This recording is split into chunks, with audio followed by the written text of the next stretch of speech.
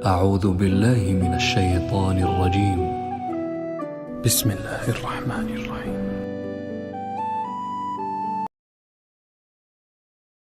یہ جو پہلا موضوع ہے بہت اہم موضوع ہے، دجال اور دجالی فتنہ، دجال اکبر، مسیح الدجال۔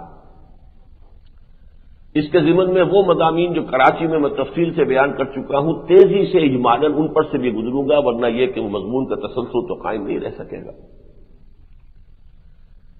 20ویں صدی عیسوی میں، بلکہ کہنا چاہیے کہ 19ویں صدی کے اواخر ہی سے وہ ہندوستان جو پہلے تھا، جس سے ساؤتھ ایشیا کہتے ہیں یا بر عظیم پاک و ہند کہتے ہیں، اس میں دو فتنے بیک وقت اٹھے ہیں،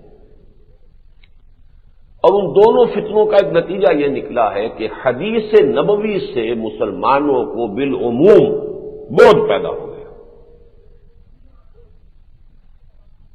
پہلا فتنہ قادیانیت کا، جھوٹی نبوت۔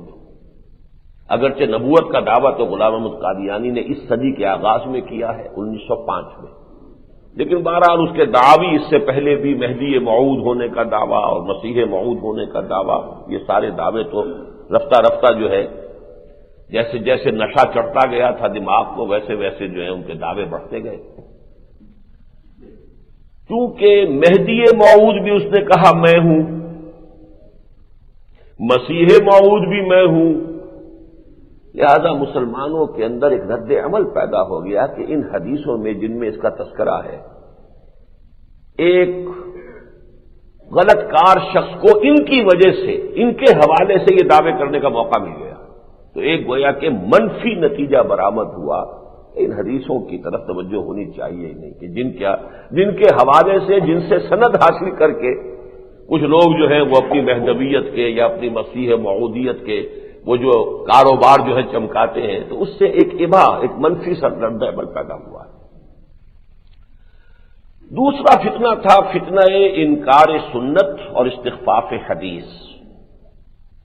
اس فتنے کا بھی آغاز کرنے والے بر عظیم پاک و ہند میں سر سید احمد خان مرحوم ہیں۔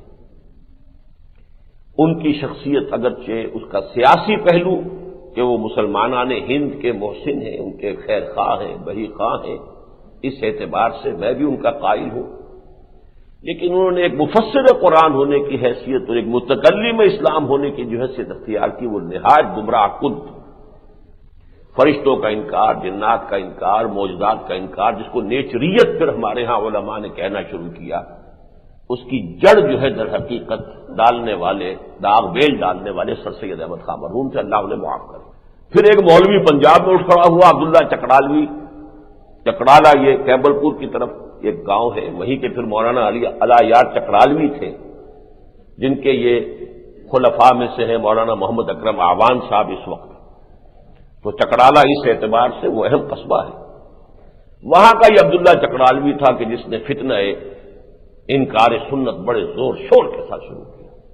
چونکہ عالم دین تھا تو دلائل اس کے پاس کچھ تھے، جیسے کبھی اکبر کا دین الہی تصنیف کرنے والے ابو الفضل اور فیضی جیسے علماء تھے۔ اکبر بیچارے میں کہاں اتنی عقل تھی؟ چرخ میں کب یہ سلیقہ ہے ستمگاری کا؟ یہ ستمگاری کرنے والے تو کچھ اور ہوتے ہیں، کوئی معشوق ہے اس پردہ زنگاری میں، تو وہ معشوق جو تھے وہ ابو الفضل اور فیضی تھے، اور یہاں یہ ظاہر بات ہے کہ اس کے اندر بھی علماء نے سب سے بڑا رول پلے کیا ہے۔ بلکہ غلام احمد قادیانی کو غلام احمد بنانے والا شخص بھی ایک بہت بڑا عالم دین تھا، مولوی حکیم نور الدین۔ اسی طریقے سے پھر ایک اور یوپی میں کھڑے ہو گئے ایک بہت بڑے عالم دین، اتفاقاً دونوں اہل حدیث تھے، نور الدین بھی اہل حدیث، عبداللہ چکڑالوی بھی اہل حدیث، اسلم جیراج پوری بھی اہل حدیث۔ بہرحال اسلم جیراج پوری صاحب نے بھی اس فتنے کو جو ہے بہت ہوا دی۔ علامہ مشتقی کی تحریروں سے بھی اس کو تقویت حاصل ہوئی، اور اس کے بعد اس کا نقطہ عروج غلام احمد پرویز۔ ان چیزوں کے اثرات ہمارے معاشرے میں بہت پھیلے ہیں، وہ کوئی حلقہ محدود نہیں ہے۔ تعلیم یافتہ لوگوں کا بہت بڑا حصہ جو ہے وہ زیر اثر آیا ہے، جس کا نتیجہ یہ نکلا ہے کہ سنت کی اہمیت، نماز روزے کی حد تک تو سب لوگ جو ہیں وہ تو جو بھی والدین سکھا دیتے ہیں نماز اس طرح پڑھنی ہے، روزے کے یہ قواعد ہیں، وہ تو چلتی ہے سنت اس میں. باقی اس سے آگے سنت کو قانون اسلامی کا مستقل سورس اور مبنا اور منبع ماننا، یہ در حقیقت ایک ایسی بات ہے کہ ہمارے جدید تعلیم یافتہ طبقے میں اس کے خلاف ایک جذبہ موجود ہے. خاص طور پر احادیث کی طرف جو ہے جس کو کہنا چاہیے بالعموم بھی توجہ کی کمی ہوئی، اور اس میں خاص طور پر یہ پیشین گوئیاں والے معاملات، یہ کیا مہدی موعود کی بات ہوتی ہے، یہ کیا یاجوج ماجوج کی بات ہوتی ہے، یہ کیا دجال کے قصے ہیں، یہ کانا دجال جو ہے یہ کوئی ایسے ہی افسانے ہیں، اس قسم کی چیزیں، ان کے بارے میں تو واقعہ یہ ہے کہ استخفاف بلکہ توہین کی حد تک، حالانکہ وہ روایات بڑی پختہ متفق علیہ روایات کے اندر ان کا تذکرہ ہے، لیکن یہ ہے کہ ان پیشین گوئیوں کے بارے میں تو بالخصوص جو ہے ایک عدم توجہی اور عدم التفاق کی کیفیت جو ہے بہت شدت کے ساتھ پیدا ہوئی. اس ضمن میں پیشین گوئیوں کے معاملے میں ایک خیال یہ بھی پیدا ہوا، کسی حد تک صحیح بھی تھا، یہ جو پیشین گوئیاں ہیں مہدی آئیں گے تو معاملات درست ہوں گے، اس کی وجہ سے مسلمانوں میں بے عملی پیدا ہوگی. اب جب مہدی آئیں گے تبھی ٹھیک ہوگا، مسیح موعود آئیں گے تبھی معاملات درست ہوں گے، تبھی اسلامی حکومت قائم ہوگی، تبھی خلافت علی منہاج نبوہ کا قیام عمل میں آئے گا. لہذا اب انتظار کرو. ایک حالت منتظرہ کی کیفیت جس میں کہ خود عمل کرنے اور جد و جہد کرنے کا مادہ پھر جو ہے کمزور پڑتا ہے، یہ میں سمجھتا ہوں کہ ایک صحیح بات تھی کہ جو لوگوں کی طرف سے آئی. اور اسی کو میں اب حوالہ آپ کو دے دوں کہ انہی دو چیزوں کا توڑ کر کے ہمارے اس کانٹمپریری ورلڈ میں، اس ہم عصر تاریخ میں دو شخصیتیں زیادہ نمایاں ہوئی. ایک شخصیت، ایک تحریک. آیت اللہ خمینی نے ایران کے اہل تشیع کو آمادہ کیا کہ مسیح کے انتظار، مہدی کے انتظار میں مت بیٹھے رہو کہ امام غائب جو ہے وہ جب حاضر ہوں گے، جب ظاہر ہوں گے تبھی ہم کچھ کریں گے، بلکہ جب وہ آئیں گے وہ اپنا کام کریں گے، ہمیں اپنا فرض اب بھی تو ادا کرنا چاہیے، ان کے لیے راستہ صاف ہی کرنا چاہیے، تمہید کرنی چاہیے، جد و جہد کرنی چاہیے تاکہ آنے والے کا راستہ صاف ہو. جیسے حضرت یحییٰ کے الفاظ آتے ہیں بڑے پیارے کہ میں تو آنے والے کا راستہ صاف کر رہا ہوں. حضرت مسیح علیہ السلام کی طرف اشارہ تھا کہ میری جو یہ نبوت ہے یہ در حقیقت تمہید ہے بعثت عیسوی کی علیہ الصلوۃ والسلام. تو یہ کام بہت بڑا ہے جو آیت اللہ خمینی نے کیا ہے، ورنہ ایران کے اہل تشیع جو ہے وہ جنبش کرنے کو تیار نہیں تھے. واقعتاً وہ کہتے تھے کہ امام غائب جب حاضر ہو جائیں گے، ظاہر ہو جائیں گے، پھر کچھ کریں گے. اسی طریقے سے یہود میں بھی وہ اپنے مسیحا کے منتظر بیٹھے ہوئے تھے کہ مسیح آئے گا تو ہماری ایک عظیم مملکت قائم کرے گا، اس وقت تک ہم کچھ نہیں کریں گے. زائنسٹ موومنٹ نے جو بات اس کے برعکس پیش کی وہ یہ کہ بھائی کچھ کرو تو صحیح نا، کچھ محنت تو ہمیں بھی کرنی چاہیے. مسیحا جب آئے گا آ جائے گا، وہ اپنے حصے کا کام کرے گا، ہمیں اپنا کام کرنا چاہیے. لہذا انہوں نے 1897 میں ایلڈرز آف دی زائن نے جمع ہو کر ایک نقشہ بنایا، اور اس نقشے کے نتیجے میں پے بپے اتنی عظیم کامیابیاں حاصل ہوئیں. 1917 میں بالفور ڈکلریشن ہو گیا، یہودیوں کو حق دے دیا گیا بین الاقوامی سطح پر کہ وہ فلسطین میں آباد ہو سکتے ہیں، جا کر مسلمانوں سے جائیدادیں خرید سکتے ہیں، زمینیں خرید سکتے ہیں، مکان خرید سکتے ہیں. اور اس کے نتیجے میں پھر یہ ہوا کہ 1948 میں 14 مئی 1948 کو اسرائیل ایک ریاست کی حیثیت سے قائم ہو گیا. 1967 میں انہوں نے 6 روزہ جنگ کے اندر ایک عظیم شکست دی، شام کو بھی، مصر کو بھی، اردن کو بھی، اور یہ کہ اپنی سرحدیں بہت بڑھا لی. تو یہ ان کا ایک سارا معاملہ زائنسٹ کا ہے. انہوں نے بھی یہ کہا کہ منتظر مت بیٹھے رہو. میں اسی کی ایک مثال قرآن سے دینا چاہتا ہوں کہ جو لوگ یہ سمجھتے ہیں کہ ان پیشین گوئیوں کا یہ نتیجہ نکلتا ہے، یہ نتیجہ نکلنے کا امکان تو ہے، لیکن ایک مسلمان کے لیے یہ نتیجہ نہیں نکلنا چاہیے. اور پیشین گوئی اگر ایسی ہی کوئی ہلکی شے ہوتی تو میں مثال دے رہا ہوں، قرآن مجید میں سورہ روم کی پہلی 3 آیات کے اندر پیشین گوئی آئی. الف لام میم غلبت الروم فی ادنی الارض وهم من بعد غلبهم سیغلبون فی بضع سنین للہ الامر من قبل ومن بعد. وَيَوْمَئِذٍ يَفْرَحُ الْمُؤْمِنُونَ صدق اللہ العظیم۔ اب اس کا ایک تاریخی پس منظر ہے۔ بہت عرصے سے دو سپر پاور دنیا کی تھیں، ایران اور روم، سلطنت کسریٰ، سلطنت روما، سلطنت قیصر۔ تاریخ جھولا جھول رہی تھی، کبھی رومی آگے بڑھتے تھے، ایرانیوں کو پیچھے دھکیل دیتے تھے، کبھی ایرانی آگے بڑھتے تھے، شام اور ایشیائے کوچک پر قبضہ کر کے، اور رومیوں کو یورپ میں دھکیل دیتے تھے۔ یہ ہوتا رہا۔ اتفاق یہ ہوا ہے کہ ادھر حضور صلی اللہ علیہ وسلم پر وحی کا آغاز ہوا 610 عیسوی میں، ادھر یہ کہ کسریٰ نے شکست پر شکست دینی شروع کی رومیوں کو، یہاں تک کہ 614 میں حضور کی بعثت کے تقریباً 5ویں برس ایک بڑی زبردست شکست دی ایرانیوں نے، مجوسیوں نے رومیوں کو۔ بیت المقدس پر قبضہ کر لیا، ان کا جو سب سے بڑا کنیسہ تھا اس کو ختم کیا، برباد کیا، جو ان کے پاس ان کے خیال میں رکھی ہوئی تھی وہ اصل صلیب جس پر حضرت مسیح ان کے عقیدے کے مطابق مصلوب ہوئے تھے وہ لے گئے وہاں سے، ان کی مقدس ترین شے تھی۔ تو ایک بدترین شکست ہوئی ہے ہرقل قیصر روم کو اس وقت۔ اس کے نتیجے میں مکے میں اس وقت کشمکش جاری تھی مشرکین کی اور مسلمانوں کی، اہل ایمان کی۔ لہذا چونکہ ایک قرب اور مناسبت تھی مسلمانوں کو عیسائیوں کے ساتھ، رومی عیسائی تھے، حضرت مسیح کا ذکر قرآن میں ہے، لہذا مشرکین مکہ کو چونکہ مناسبت تھی آتش پرستوں کے ساتھ، وہ بھی مشرک، بتوں کو پوجنے والے اور وہ آگ کو پوجنے والے، بڑی خوشیاں منائی انہوں نے، بڑی بغلیں بجائیں کہ دیکھو مسلمانوں، ہمارے جو ساتھی ہیں، ہمارے جو ہم مشرب ہیں، جو آتش پرست ہیں، انہوں نے تمہارے ساتھیوں کو، تمہارے ہم مشربوں کو، تم اہل کتاب کہتے ہو، ایسی عبرتناک شکست دی۔ اسی وقت ہوئی تھی ہجرت حبشہ، اور ایک عیسائی نے ہی مسلمانوں کو پناہ بھی دی تھی، اس لیے زیادہ انہیں اس کا غیظ و غضب بھی تھا، تو انہوں نے اس کا خوب جو ہے وہ اس کا ایک پروپیگنڈا ایشو بنایا۔ ان حالات میں یہ آیات نازل ہوئیں، مسلمانوں کے دل بجھ گئے، سیدھی بات ہے، اثرات ہوتے ہیں، حالات بدلتے ہوئے حالات کے کچھ نہ کچھ اثر تو پڑتے ہیں۔ لہذا یہ آیات نازل ہوئی، الف لام میم غلبت الروم فی ادنی الارض۔ ادنا کہتے ہیں قریب ترین سرزمین۔ جزیرہ نما عرب کے قریب ترین علاقہ کون سا ہے؟ شام عرب، عراق عرب، دونوں ہی عرب ہی کے حصے ہیں۔ یہ گویا کہ شمال کا تاج ہے جو جزیرہ نما عرب کے سر پر تاج رکھا ہوا، عراق اور شام کا۔ تو فی ادنی الارض غلبت الروم، رومی مغلوب ہو گئے فی ادنی الارض۔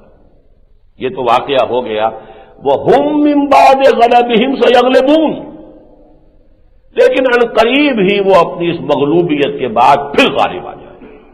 اب یہ ایک پیشن گوئی ہے، اور بڑے ہی سمجھیے اعتماد کے ساتھ، فی بضع سنین، یہ ہوگا لگ بھگ 10 سالوں میں، 10 سال سے کم میں۔ للہ الامر من قبل ومن بعد، معاملہ تو پہلے بھی اللہ کے ہاتھ میں تھا، اللہ کے اختیار میں تھا، بعد میں بھی اللہ کے ہاتھ اور اختیار میں ہے، لیکن بہرحال جو حق مشیت عزتی ہے اس میں کوئی نہ کوئی حکمت تھی کہ اس وقت ان کو شکست ہوئی ہے۔ لیکن یہ کہ ایک دوسری خوشخبری یہ، ایک خوشخبری تو یہ کہ رومی دوبارہ غالب آ جائیں گے۔ وَيَوْمَئِذٍ يَفْرَحُ الْمُؤْمِنُونَ، اس دن اہل ایمان کو بھی بہت بڑی خوشی نصیب ہوگی۔ اس پیشن گوئی کی بنیاد پر حضرت ابو بکر صدیق رضی اللہ تعالیٰ عنہ نے امیہ ابن خلف سے شرط کر لی، 3 سال کے اندر اندر رومی جو ہے غالب آ جائیں گے۔ 10 اونٹوں کی شرط ہو گئی، اگر 3 سال میں غالب نہ آئے تو حضرت ابو بکر 10 اونٹ دیں گے امیہ ابن خلف کو، اور اگر غالب آ گئے تو امیہ شرط ہار گیا، وہ 10 اونٹ دے گا۔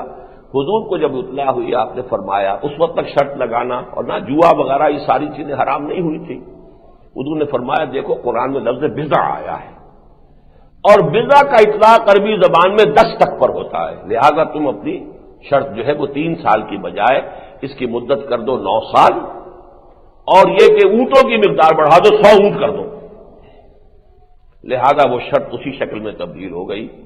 لیکن ہوا کیا اس 10 سال کے بعد 624 میں ادھر ہرقل نے شکست فاش دی، وہ پیترا بدل کر آیا ہے کیسپین سی کے ساتھ، ادھر سے آیا، شمال سے آ کر اس نے گویا کہ ایرانیوں کے پشت میں چھرا گھونپا، اور ان کا سب سے بڑا آتش قدہ جو تھا، جیسے ان کا یہ بیت المقدس انہوں نے جو ہے وہ تاراج کیا تھا، سب سے بڑے آتش قدے کو اس نے ویران کیا، اور پھر اس نے فتح حاصل کی، اور بالآخر جو ہے وہ صورتحال بالکل بدل گئی۔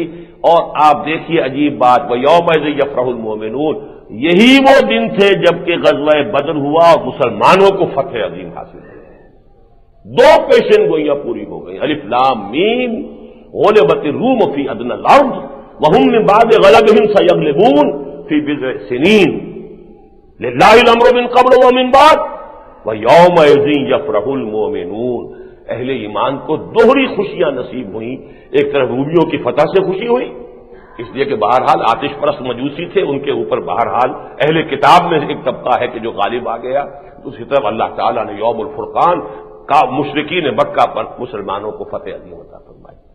اب یہ ہے پیشن گوئی، اس کا نتیجہ صحابہ کرام نے یہ تو نہیں نکالا تھا کہ اب چونکہ اللہ نے کہہ دیا غلبہ ہو جائے گا اور ہمیں بھی خوشی نصیب ہو جائے گی، ہم ہاتھ پاؤں توڑ کے بیٹھ رہے۔ اگر کوئی پیشن گوئیوں کی وجہ سے ہاتھ پاؤں توڑ کر بیٹھ رہتا ہے تو یہ اس کی حماقت ہے، اس کی غلطی ہے، اس سے یہ نتیجہ نکالنا کہ پیشن گوئیوں کا تذکرہ ہی نہیں ہونا چاہیے، یہ میرے نزدیک جو ہے یہ جہل مرکب ہے۔ اگر پیشن گوئی اتنی ہی غلط چیز ہوتی تو قرآن نے یہ عظیم پیشن گوئی کیوں کی ہوتی؟ الف لام میم غلبت الروم فی ادنی الارض وهم من بعد غلبهم سيغلبون في بضع سنين لله الامر من بعد من قبل ومن بعد ويومئذ يفرح المؤمنون۔ تو معلوم ہوا کہ یہ نتیجہ نکلنے کا امکان تو ہے، لیکن یہ انسانوں کی غلطی ہے کہ وہ یہ نتیجہ نکالیں۔ اصل تو یہ کہ جو حالات پیش آنے والے ہیں ان کی خبریں انبیاء دیتے رہے، اس حوالے سے وہ پیشن گوئیاں ہیں، ان پر انسان غور کرے، ان کو سمجھے۔ اس کے حوالے سے وہ سرما ہے میری آنکھ کا خاک مدینہ و نجف، ہم اپنی ان آنکھوں کے لیے قرآن مجید سے، حدیث سے، انبیاء کی پیشن گوئیوں سے، انبیاء سابقین کی پیشن گوئیوں سے، محمد الرسول اللہ کی پیشن گوئیوں سے صلی اللہ علیہ وسلم علیہ الصلوۃ والسلام آنے والے حالات کے بارے میں ایک رائے قائم کریں گے، دور دور تک دیکھیں گے، لیکن یہ نہیں ہے کہ اپنے ہاتھ پاؤں توڑ کر بیٹھ رہے، جد و جہد جو ہے وہ کرنا بند کر دیں۔ ہمیں تو آج جو ہم کر سکتے ہیں وہ کرنا ہے، ہر حال میں کرنا ہے۔ پھر یہ کہ ان پیشن گوئیوں کے بارے میں یہ یقینی بات نہیں ہے کہ کب ہوگا، یہ تو حضور صلی اللہ علیہ وسلم سے سورہ انبیاء ہی جو اس کی میں نے آیات آج تلاوت کی ہیں ابتدا میں، اسی میں وہ آیات بھی ہیں، وَإِنْ أَدْرِي أَقَرِيبٌ أَمْ بَعِيدٌ مَا تُوعَدُونَ۔ دیکھو یہ مجھے معلوم نہیں ہے کہ جو میں جس کا وعدہ تم سے کیا جا رہا ہے وہ قریب ہے یا دور ہے، یہ میں نہیں جانتا۔ ان ادری لعلہ فتنۃ لکم ومتاع الی حین، میں یہ بھی نہیں جانتا، ہو سکتا ہے کہ ابھی کچھ اور مہلت تمہیں مل جائے، اللہ تعالیٰ اور تمہاری رسی دراز کر دے، ایک اور لیز آف ایگزسٹنس تمہیں مل جائے، میں نہیں جانتا۔ یہ بھی ہو سکتا ہے کہ اللہ تعالیٰ رسی جیسے کہ پھانسی والی رسی کھینچ لی جاتی ہے، تمہاری رسی کھینچ لے اور تمہارے لیے عذاب آ جائے، اور یہ بھی ہو سکتا ہے اللہ تمہاری رسی دراز کر دے، ابھی ایک فریش لیز آف ایگزسٹنس تمہیں دے دے، میں نہیں جانتا۔ تو ٹائم ٹیبل جو ہے وہ یقینی بات نہیں ہے، لیکن ان حالات کا کہ جن کی صحیح احادیث میں جن کا تذکرہ موجود ہو، ان سے عدم التفات، بے اعتنائی برتنا میرے نزدیک تو ایک طرح سے حدیث رسول کی توہین ہے، اور حدیث رسول کی توہین در حقیقت خود محمد الرسول اللہ کی توہین ہے صلی اللہ علیہ وسلم۔ یہ بھی میں آپ کو بتاتا چلوں کہ جب یہ فتح ہو گئی اور شکست جو وہ شرط جو تھی، تو امیہ ابن خلف نے پھر 100 اونٹ دیے،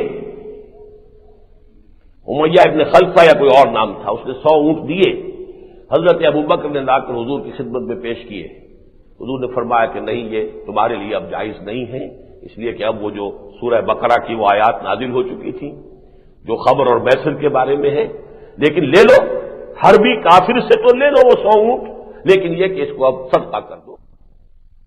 بہرحال اس تمہید کے بعد اب آئیے جو خبریں دی گئی ہیں ہمیں قرآن مجید میں اور احادیث نبویہ میں، سب سے زیادہ شد و مد کے ساتھ، سب سے زیادہ تکرار کے ساتھ، سب سے زیادہ ایمفیسس کے ساتھ جس چیز کی خبر دی گئی ہے وہ کیا ہے؟ قیامت۔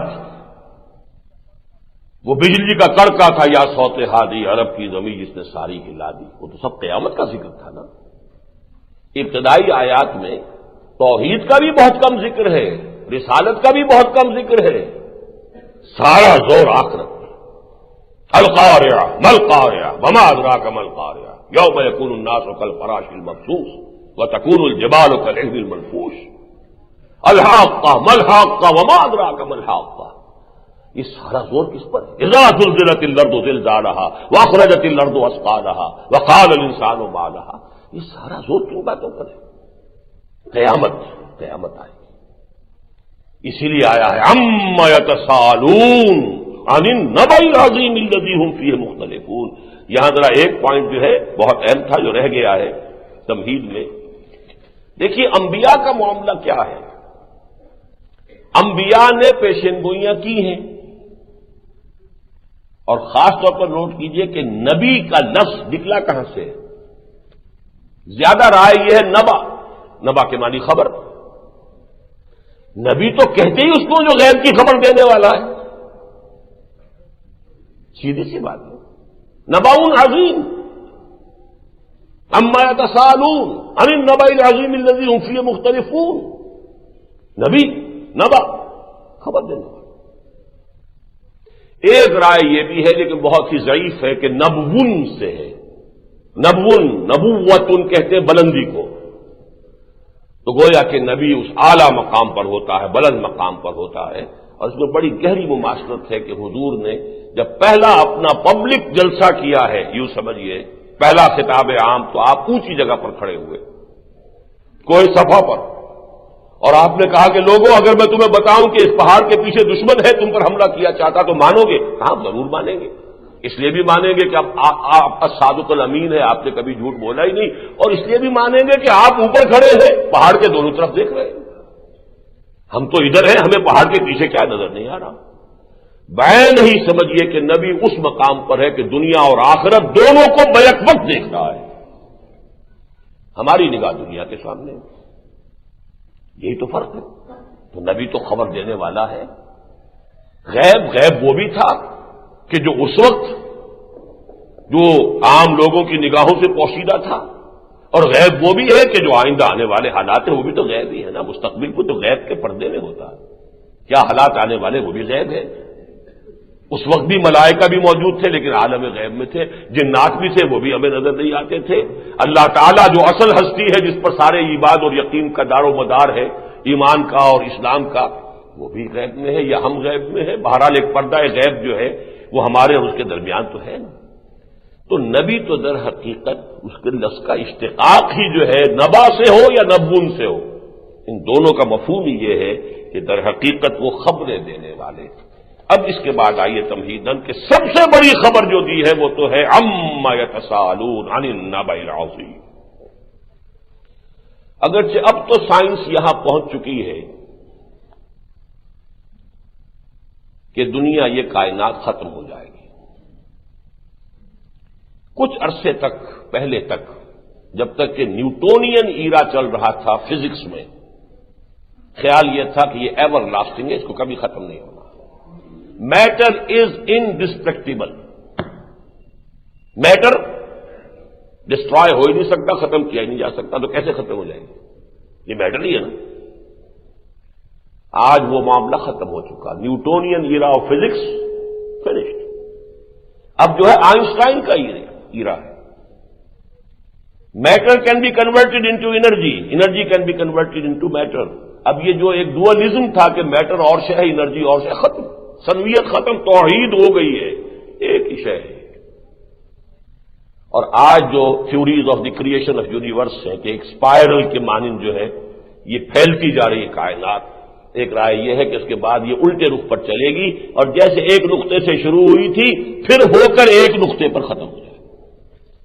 لیکن یہ آج کی سائنس کے اعلیٰ ترین سرکل میں تو یہ بات ہے، بہت سے ہمارے لوگ اب بھی اصل میں وہی نیوٹونین ایرا جو ہے اسی کے فضا میں سانس لے رہے ہیں. لہذا عام طور پر خیال یہ ہے کہ بھائی کیا ہے قیامت کی خبر، قیامت قیامت قیامت قیامت. دنیا چلتی رہے گی، سنتے آ رہے ہیں. لیکن جان لیجئے کہ سب سے حتمی، سب سے یقینی، جتنی ایک انسان کے لیے سب سے یقینی شے ایک ہے وہ موت ہے. موت آ کر رہے. اسی طریقے سے اس کائنات کی سب سے عظیم، سب سے قطعی شدنی حقیقت قیامت ہے. لیکن ذرا نوٹ کر لیجئے اس قیامت کا جو لفظ ہم استعمال کرتے ہیں اس میں بھی یہ غلط العام ہے. جسے قیامت ہم کہہ دیتے ہیں وہ اصل میں 3 ادوار کا نام ہے. 3 مرتبہ سور میں پھونکا جائے گا. نفخہ اولا، نفخہ فزع، پوری کائنات میں ہلچل مچ جائے گی. زلزلۃ الساعہ جس کو کہا گیا، اس کے لیے لفظ ہے ساعہ. پہلا سور جب پھونکا جائے گا اسے قیامت نہیں کہتے، الساعہ. یا ایھا الناس اتقوا ربکم ان زلزلۃ الساعۃ شیء عظیم یوم ترونها تذهل كل مرضعة عما ارضعت وتضع كل ذات حمل حملها وترى الناس سكارى وما هم بسكارى ولكن عذاب الله شديد. الساعة یہ القارعہ ملقارعہ یہ سب الساعہ ہے. والساعة أدهى وأمر، بڑی کڑوی شے ہے، بہت بڑا زلزلہ آنے والا ہے. یہ جو پہاڑ ہیں روئی کے گالوں کی طریقے سے چل رہے ہوں گے، یہ ساری کیفیات ساعہ کی ہے، قیامت کی نہیں ہے. پہلا نفخہ، نفخہ اولا، نفخہ فزع. الساعہ کتنے عرصے کے بعد دوسرا نفخہ ہوگا ہم نہیں جانتے، اس کو کہتے ہیں نفخہ صاعق. سب بے ہوش بے جان ہو کر گر جائیں گے. وَنُفِخَ فِي الصُّورِ فَصَعِقَ مَن فِي السَّمَاوَاتِ وَمَن فِي الْأَرْضِ إِلَّا مَن شَاءَ اللَّهُ.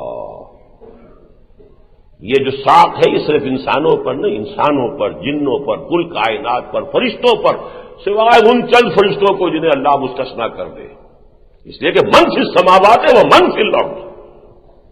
ونفخ فی الصور فصعق من فی السماوات ومن فی الارض الا من شاء اللہ. اس کے کتنے عرصے کے بعد پھر نفخہ ثالثہ ہوگا، وہ ہے نفخہ قیامہ. ثم نفخ فیہ اخری فاذا هم قیام ینظرون. پھر وہ تیسری مرتبہ جب سور پھونکا جائے گا تو سب کھڑے ہوں گے دیکھتے ہوئے، اپنی قبروں سے نکل آئیں گے، من الاجداث سے دوڑتے ہوئے آئیں گے، اور وہ جو بھی اللہ تعالی کی طرف سے میدان مقرر ہے حشر کا ادھر دوڑ رہے ہوں گے. یہ ہے قیامہ. ہم قیامت عام طور پر ساعت کو کہہ دیتے ہیں. تو الساعہ یہ نفخہ اولا ہے، پھر نفخہ ثانیہ نفخہ صاعق ہے، پھر نفخہ ثالثہ ہے کہ جس میں فاذا هم قیام ینظرون. یہ قیامت حضور صلی اللہ علیہ وسلم نے فرمایا ہے بہت قریب ہے، بہت قریب ہے، بہت قریب. اور اس کے قرب کے لیے سب سے نمایاں بات جو حضور نے فرمائی وہ کیا تھی؟ بعثت انا والساعۃ کہاتین. حضرت انس سے مروی ہے رضی اللہ تعالیٰ عنہ یہ جو آیت، متفق علیہ حدیث، صحیح بخاری صحیح مسلم دونوں میں. بعثت انا والساعۃ کہاتین، اس طرح جڑا ہوا ہوں میں اور قیامت، یعنی میرے اور قیامت کے درمیان فصل نہیں ہے. دونوں انگلیوں کو آپ نے جوڑ کر کہا. اس کا ایک مطلب یہ ہے کہ میں آخری رسول ہوں، میرے بعد کوئی نبی نہیں، کوئی رسول نہیں، تم آخری امت ہو. انا آخر المرسلین وانتم آخر الامم، یہ بھی اس کا مفہوم ہے. لیکن ایک وہ جو زمانے کے اعتبار سے قرب ہے، اس لیے کہ اللہ تعالیٰ کا تو ایک دن جو ہے 1000 برس کا ہے. وَإِنَّ يَوْمًا عِندَ رَبِّكَ كَأَلْفِ سَنَةٍ مِّمَّا تَعُدُّونَ. 1.5 دن کی بات ہوئی ہے، حضور صلی اللہ علیہ وسلم کی بات 1.5 دن کی بات ہے. یہ ایک اور حدیث ہے کہ میں اس موضوع پر تفصیل میں نہیں جاؤں گا ورنہ میرا اپنا آج کا موضوع رہ جائے گا، پھر کبھی سے اس پر گفتگو ہوگی. پھر آپ نے یہ بھی فرمایا، ایک اور حدیث ہے ترمذی میں، بعثت فی نفس الساعۃ فسبقتها كما سبقت هذه. آپ نے فرمایا ان دونوں انگلیوں میں سے جتنی یہ آگے نکلی ہوئی ہے اس انگلی سے، بس اتنا ہی میں پہلے آ گیا ہوں، ورنہ میں تو در حقیقت قیامت ہی میں پیدا کیا گیا. قیامت اتنی قریب ہے، اتنی یقین ہے، اتنی شدنی ہے، اتنی پاس آ چکی ہے کہ کوئی اب فصل نہیں ہے، اب کوئی وقفہ نہیں ہے. بلکہ کہہ سکتا ہوں میں کہ بعثت، کہ میں تو انما بعثت فی نفس الساعہ. صرف یہ ہے کہ جیسے یہ انگلی آگے کو نکلی ہوئی ہے، اس سے بس اتنا کچھ میں نے سبقت کی ہے. ان کے حوالے سے ذرا اب ان آیات مبارکہ کو جو میں نے آج تلاوت کی تھی سورہ انبیاء کی، ان پر تھوڑی سی ایک نظر ڈال دیجئے. اقترب للناس حسابهم وهم فی غفلۃ معرضون، لوگوں کے لیے ان کا حساب قریب آ چکا ہے، لیکن وہ اپنی غفلت میں اعراض کیے جا رہے ہیں، پہلوتے ہی کیے جا رہے ہیں، قیامت کی بات میں سننے کو تیار نہیں۔ ما یاتیہم من ذکر من ربہم محدث الا استمعوہ وہم یلعبون، نہیں آتی ان کے پاس کوئی بھی نصیحت، کوئی یاد دہانی ان کے رب کے پاس سے، نئی سے نئی یاد دہانی آ رہی ہے، آیات پر آیات اتر رہی ہیں، سورتوں کے بعد سورتیں نازل ہوئی چلی جا رہی ہیں۔ ان کا حال یہ ہے کہ ما یاتیہم من ذکر من ربہم محدث الا استمعوہ وہم یلعبون، وہ سنتے تو ہیں بظاہر کان لگا کر، لیکن اصل میں استہزاء کرتے ہوئے، کھیلتے ہوئے، تمسخر کرتے ہوئے، توجہ نہیں ہے، they are not taking it seriously. لاہیۃ قلوبہم، ان کے دل جو ہے لہو و لعب کے اندر پڑے ہوئے ہیں، عیش و عشرت کے اندر منہمک ہیں۔ واسروا النجویٰ، اب دیکھیے نقشہ کھینچا گیا ہے، اس وقت بھی ایسا ہوتا تھا نا کہ 4 دوست ہیں، 8 دوست ہیں، بیٹھے ہوئے ہیں، گپ بازی ہو رہی ہے، ان میں سے کوئی 1-2 جو ہے انہوں نے کوئی نئی آیات قرآن کی سنی ہے، کچھ متاثر ہو گئے، بھئی یہ بات تو قابل غور ہے جو محمد نے اب سنائی ہے صلی اللہ علیہ وسلم، تو وہ آپس میں کیا کہتے تھے؟ واسروا النجویٰ، اپنی تنہائیوں میں، اپنی علیحدہ میٹنگز میں وہ کیا کہتے ہیں؟ الذین ظلموا، وہ ظالم لوگ، هل ھذا الا بشر مثلکم، یہ بھی تو تمہاری طرح کا ایک انسان ہے، کیوں اس کی دی ہوئی خبروں کو مانتے ہو؟ کیا اسے حق پہنچ گیا ہے کہ وہ غیب کی خبریں سنائے تمہیں؟ کون سا ذریعہ اس کے پاس ہے؟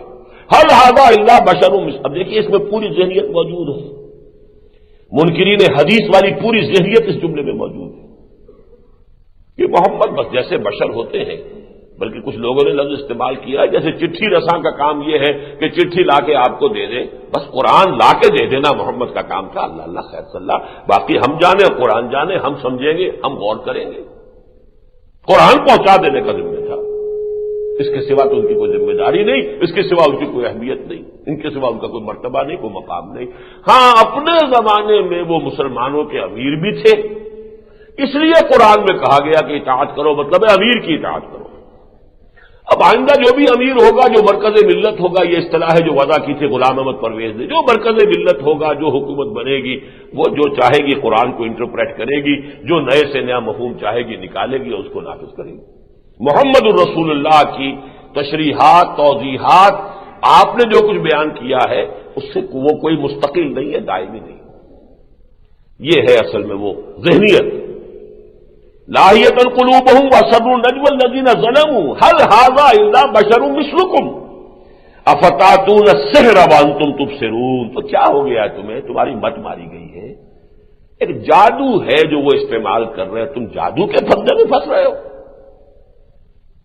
جیسے جادو کے جنتر منتر میں بھی کوئی تاثیر ہو جاتی ہے، ایسے ہی محمد جو تمہیں یہ آیات سناتے ہیں، کہتے ہیں کہ قرآن مجھ پر اللہ کی طرف سے نازل ہوا، اس کی تاثیر ہو جاتی ہے وقتی طور پر، جیسے نظر بندی ہو جاتی ہے، ایسے ہی تمہارے دلوں کے اوپر جو ہے کوئی تھوڑا سا اثر اس کلام کا ہو جاتا ہے۔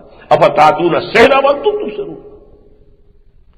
اگر نوٹ کیجیے سورہ مبارکہ کی ایک عجیب شان ہے، آخری رکوع میں پھر یہی لفظ آتا ہے اقترب، جو پہلی شروع کیا اقترب للناس حسابہم، اور اس کی شرح میں کر چکا کہ حضور فرما رہے ہیں کہ بعثت انا والساعۃ ہاتین، انما بعثت فی نفس الساعہ، میں تو خود قیامت ہی میں گویا کہ بھیجا گیا ہوں، اتنا قریب ہے وہ قیامت کا معاملہ۔ بہرحال اس کے بارے میں آخری میں فرمایا حتی اذا فتحت یاجوج وماجوج وہم من کل حدب ینسلون، یہاں تک کہ جب وہ وقت آ جائے گا کہ یاجوج و ماجوج کھول دیے جائیں گے اور ہر اونچائی پر سے پھسلتے ہوئے نظر آئیں گے۔ اب یہ قرب قیامت کا کوئی نقشہ ہے جو قرآن نے کھینچا؟ اس کی کوئی شرح حدیث میں ملنی چاہیے کہ نہیں؟ کیا یہ فریضہ محمدی نہیں ہے صلی اللہ علیہ وسلم؟ انا انزلنا الیک الذکر لتبین للناس ما نزل الیہم، اے محمد ہم نے آپ پر یہ قرآن نازل کیا یا ذکر نازل کیا تاکہ جو کچھ لوگوں کے لیے ہم نے اتارا ہے آپ اسے واضح کریں ان کے لیے۔ قرآن مجید میں 2 جگہ یاجوج و ماجوج کا ذکر ہے، سورہ کہف میں ہے ان یاجوج و ماجوج مفسدون فی الارض، یا یہ کہ سورہ انبیاء کے اندر ہے حتی اذا فتحت یاجوج و ماجوج وهم من کل حدب ینسلون واقترب الوعد الحق، اس وقت قریب آ جائے گا وہ حق، سچا وعدہ، قیامت کا وہ وعدہ قریب آنے لگے گا۔ معلوم ہوتا کہ عین قریب قیامت یہ یاجوج و ماجوج کا معاملہ ہونے والا ہے۔ فَإِذَا هِيَ شَاخِصَةٌ أَبْصَارُ الَّذِينَ كَفَرُوا، اس وقت کافروں کی نگاہیں گڑی کی گڑی رہ جائیں گی، ٹنگی کی ٹنگی رہ جائیں گی، جیسے خوف کی کیفیت ہوتی ہے، آنکھیں پترا جاتی، کسی ایک جگہ جمی رہ جاتی، ادھر سے ادھر آنکھ حرکت نہیں کرتی، مبہوت ہو کر انسان جو ہے کسی جگہ ٹکٹکی بن جاتی ہے اس کی۔ فَإِذَا هِيَ شَاخِصَةٌ أَبْصَارُ الَّذِينَ كَفَرُوا، اس وقت وہ کہیں گے، آج مذاق اڑا رہے ہیں، استہزاء کر رہے ہیں، حدیثوں کا استخفاف کر رہے ہیں، ان کا مذاق اڑا ہے، کہاں یہ مہدی وہدی، کیا یہ دجال وجال کے قصے، چھوڑو، دفع کرو، ان باتوں کی کوئی اہمیت نہیں ہے، ان کی طرف توجہ کرنا۔ اور میں آپ سے عرض کر دوں، برا نہ مانے، جدید پڑھے لکھے لوگوں کے علاوہ میں نے تو خود بہت سے علماء کے ساتھ گفتگو کی ہے کہ جو اس انداز میں بات کرتا، یہ زہر کہاں تک سرایت کر چکا ہے اس کا مجھے اندازہ ہوا ہے بعض علماء کی گفتگو۔ ان چیزوں کو لا یعبا بہ، کوئی ان کی طرف کوئی توجہ نہیں۔ پھر یہ کہ کیا اس کا کہ وہ توجیہ کرتے ہیں کہ پورے ابواب، کتاب الفتن، کتاب الملاحم، کتاب اشراط الساعہ، حدیث کے اندر پورے ابواب، دجال اور اس کی صفات اور اس کے حالات، پورا باب، ابن سیاد کا پورا جو قصہ ہے، تمیم داری کی لمبی طویل حدیث، یہ ساری باتیں کائے کے لیے پھر؟ کیا حضور صلی اللہ علیہ وسلم معاذ اللہ ثم معاذ اللہ بیکار کی باتیں کرتے تھے؟ کیا حضور کے پاس کو وقت بہت ہی فاضل تھا بیکار کی باتوں میں ضائع کرنے کے لیے؟ معاذ اللہ ثم معاذ اللہ۔ محدثین پر آپ کا کیا اعتماد ہوا؟ انہوں نے کہا ہے کوئی یہ چیزیں جو ہے ایسے ہی اگر ٹھیکرے تھے اور کنکرے تھے تو کیوں انہوں نے جمع کر کے حدیث کی کتابوں میں جمع کر دی؟ بہرحال وہ تو میں عرض کر چکا ہوں کہ یہ 20ویں صدی کے ہمارے فتنوں میں سے ایک فتنہ ہے۔ اب آپ سمجھئے کہ قیامت کا تو ذکر جو ہے قرآن مجید کی، سمجھئے کہ اہم ترین خبروں میں سے ہے، اس سے قبل کیا ہونا ہے یہ ذرا درجے وار پہلے سمجھ لیجیے۔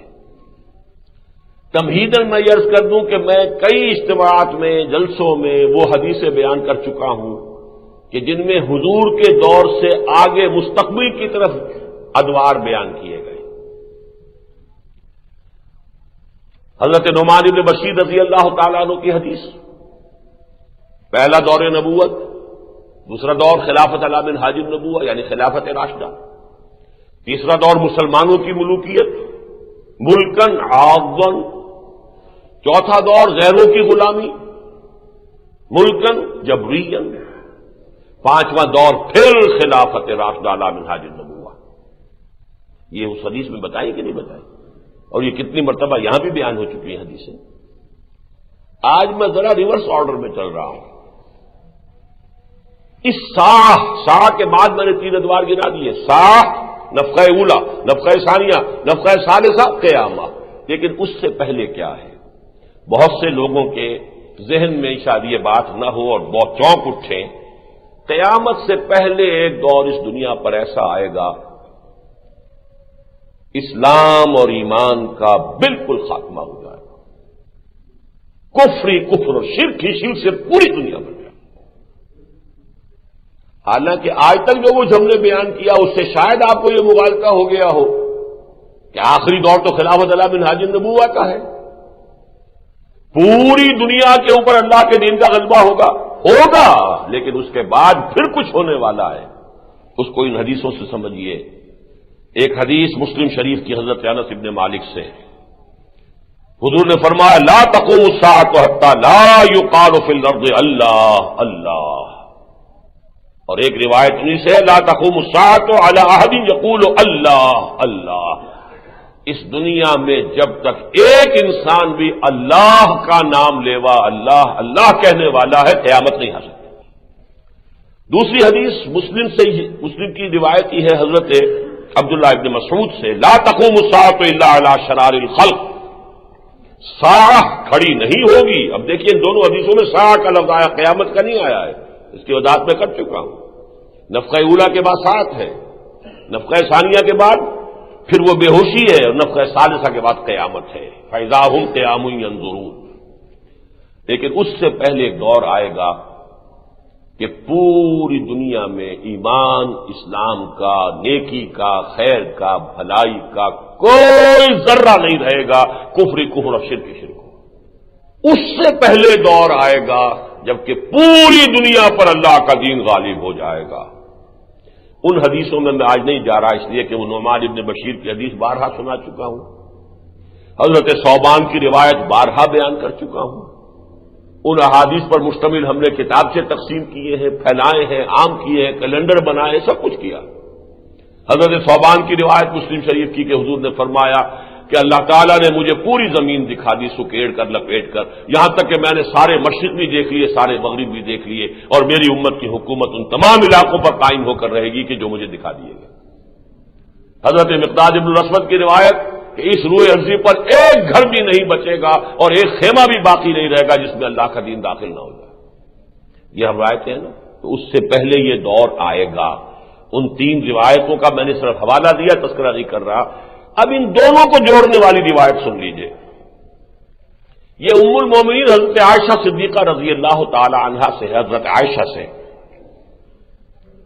فرماتی ہے کہ حضور صلی اللہ علیہ وسلم نے ارشاد فرمایا لا يذهب الليل والنهار حتى يعبد اللات والعزى، یہ دن اور رات کا نظام ختم نہیں ہوگا، یعنی یہ وہی کائنات ساتھ جب درہم برہم ہو جائے گا، جب سورج مغرب سے نکلے گا اور چاند جو ہے سورج میں جا کر دھنس جائے گا، تو یہ تو ایک جو ہے پورا نظام جو ہے وہ گویا کہ اس کے اندر جو ہے خلل واقع ہو جائے گا۔ حضور نے فرمایا لا يذهب الليل والنهار، یہ دن اور رات کا نظام ختم نہیں ہوگا حتی یعبد اللات والعزى، یہاں تک کہ لات اور عزیٰ کی پرستش کی جانے لگے۔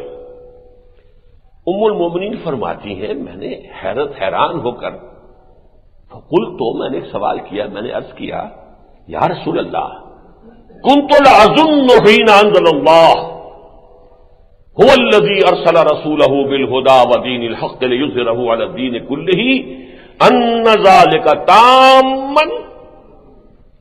اے اللہ کے رسول، جب یہ آیت اتری تھی هو الذي أرسل رسوله بالهدى ودين الحق ليظهره على الدين كله، تو میں نے تو یہ سمجھا تھا کہ جب یہ صورت ہو جائے گی تو پھر ہمیشہ رہے گی، کبھی ختم نہیں ہوگی، تا قیامت یہی شکل رہے گی، دین کا غلبہ ہی رہے گا، نظام خلافت ہی جو ہے وہی ذوفشاں رہے گا پورے ارضی پر۔ ان ذالک تاما، میں نے تو یہ سمجھا تھا۔ حضور نے فرمایا نہیں، قال انہ سیکون من ذالک ما شاء اللہ، یہ تو ہوگا، اللہ کے دین کا غلبہ بھی ہوگا، خلافت علی منہاج النبوہ پورے روئے ارضی پر قائم ہوگی۔ انہ سیکون من ذالک ما شاء اللہ ثم یبعث اللہ ریحا طیبۃ، پھر اللہ تعالیٰ ایک بڑی خوشگوار ہوا چلائے گا، غور سے سنیے، فتوفى كل من كان في قلبه مثقال حبۃ من خردل من الایمان، تو جس شخص کے دل میں رائی کے دانے کے برابر بھی ایمان ہوگا اس کے اوپر موت کی نیند طاری ہو جائے گی۔ وہ ایک خاص اللہ کی ایک رحمت ہے کہ اہل ایمان کو ساعت کے شدائد سے بچا لیا جائے گا۔ ان زلزلۃ الساعۃ شیء عظیم، اہل ایمان کو وہ سختیاں اللہ نہیں دکھائے گا، بلکہ اس سے پہلے ایک ایسی ہوا چلائے گا، بلکہ بعض حدیث میں آتا ہے کہ کوئی شخص، کوئی صاحب ایمان اگر کسی کھو میں جا کر چھپ گیا، وہاں پر بھی یہ جو ہے یہ ہوا جو ہے پہنچ جائے گی۔ انہ سیکون من ذلک ما شاء اللہ ثم یبعث اللہ ریحا طیبۃ فتوفى كل من كان في قلبه مثقال حبۃ من خردل من ایمان فیبقى من لا خیر فیہ، پھر دنیا میں صرف وہی لوگ رہ جائیں گے جن میں کوئی خیر سرے سے نہیں ہوگا۔ فیرجعون الی دین آبائہم، اور وہ اپنے آباء و اجداد کے دین کی طرف پلٹ جائیں گے، کوئی آگ کو پوجنے لگے گا، کوئی جو ہے وہ لات اور عزیٰ کو پوجنے لگے گا۔ تو یہ ہے وہ دور، اب نوٹ کر لیجئے اس کو۔ ساعہ، اس سے پہلے تمام اہل ایمان کے ختم ہو جانے کے بعد ایک دور ایسا کہ اس میں صرف کافر اور مشرک رہ جائیں گے جن پر ساعت قائم ہوگی۔ اس سے پہلے دین حق کا غلبہ، لیظہرہ علی الدین کلہ، عالمی خلافت علی منہاج النبوہ۔ لیکن اس سے پہلے جو ہونا ہے اب یہ ہے جو تلخ باب ہے، جو اب یوں سمجھ لیجئے جس دور کی چوکھٹ پر ہم پہنچ چکے ہیں. ہر مکان کی ایک دہلیز ہوا کرتی تھی. مکان میں داخل ہونے سے پہلے آپ دہلیز میں جاتے تھے. اچھی طرح سن لیجئے میری بات، اس دور کی دہلیز تک آج نوع انسانی پہنچ چکی ہے. وہ دور ہے کہ جو حدیث کی کتابوں میں ان ابواب میں کتاب الفتن، کتاب الملاحم، الملحمۃ العظمی، نوع انسانی کی تاریخ کی عظیم ترین جنگ، ظہور مہدی، نزول عیسیٰ، خروج دجال، یاجوج و ماجوج، یہ ساری چیزیں جن کی خبریں دی گئی ہیں، یہ ساری کی ساری چیزیں اس دور سے متعلق ہیں.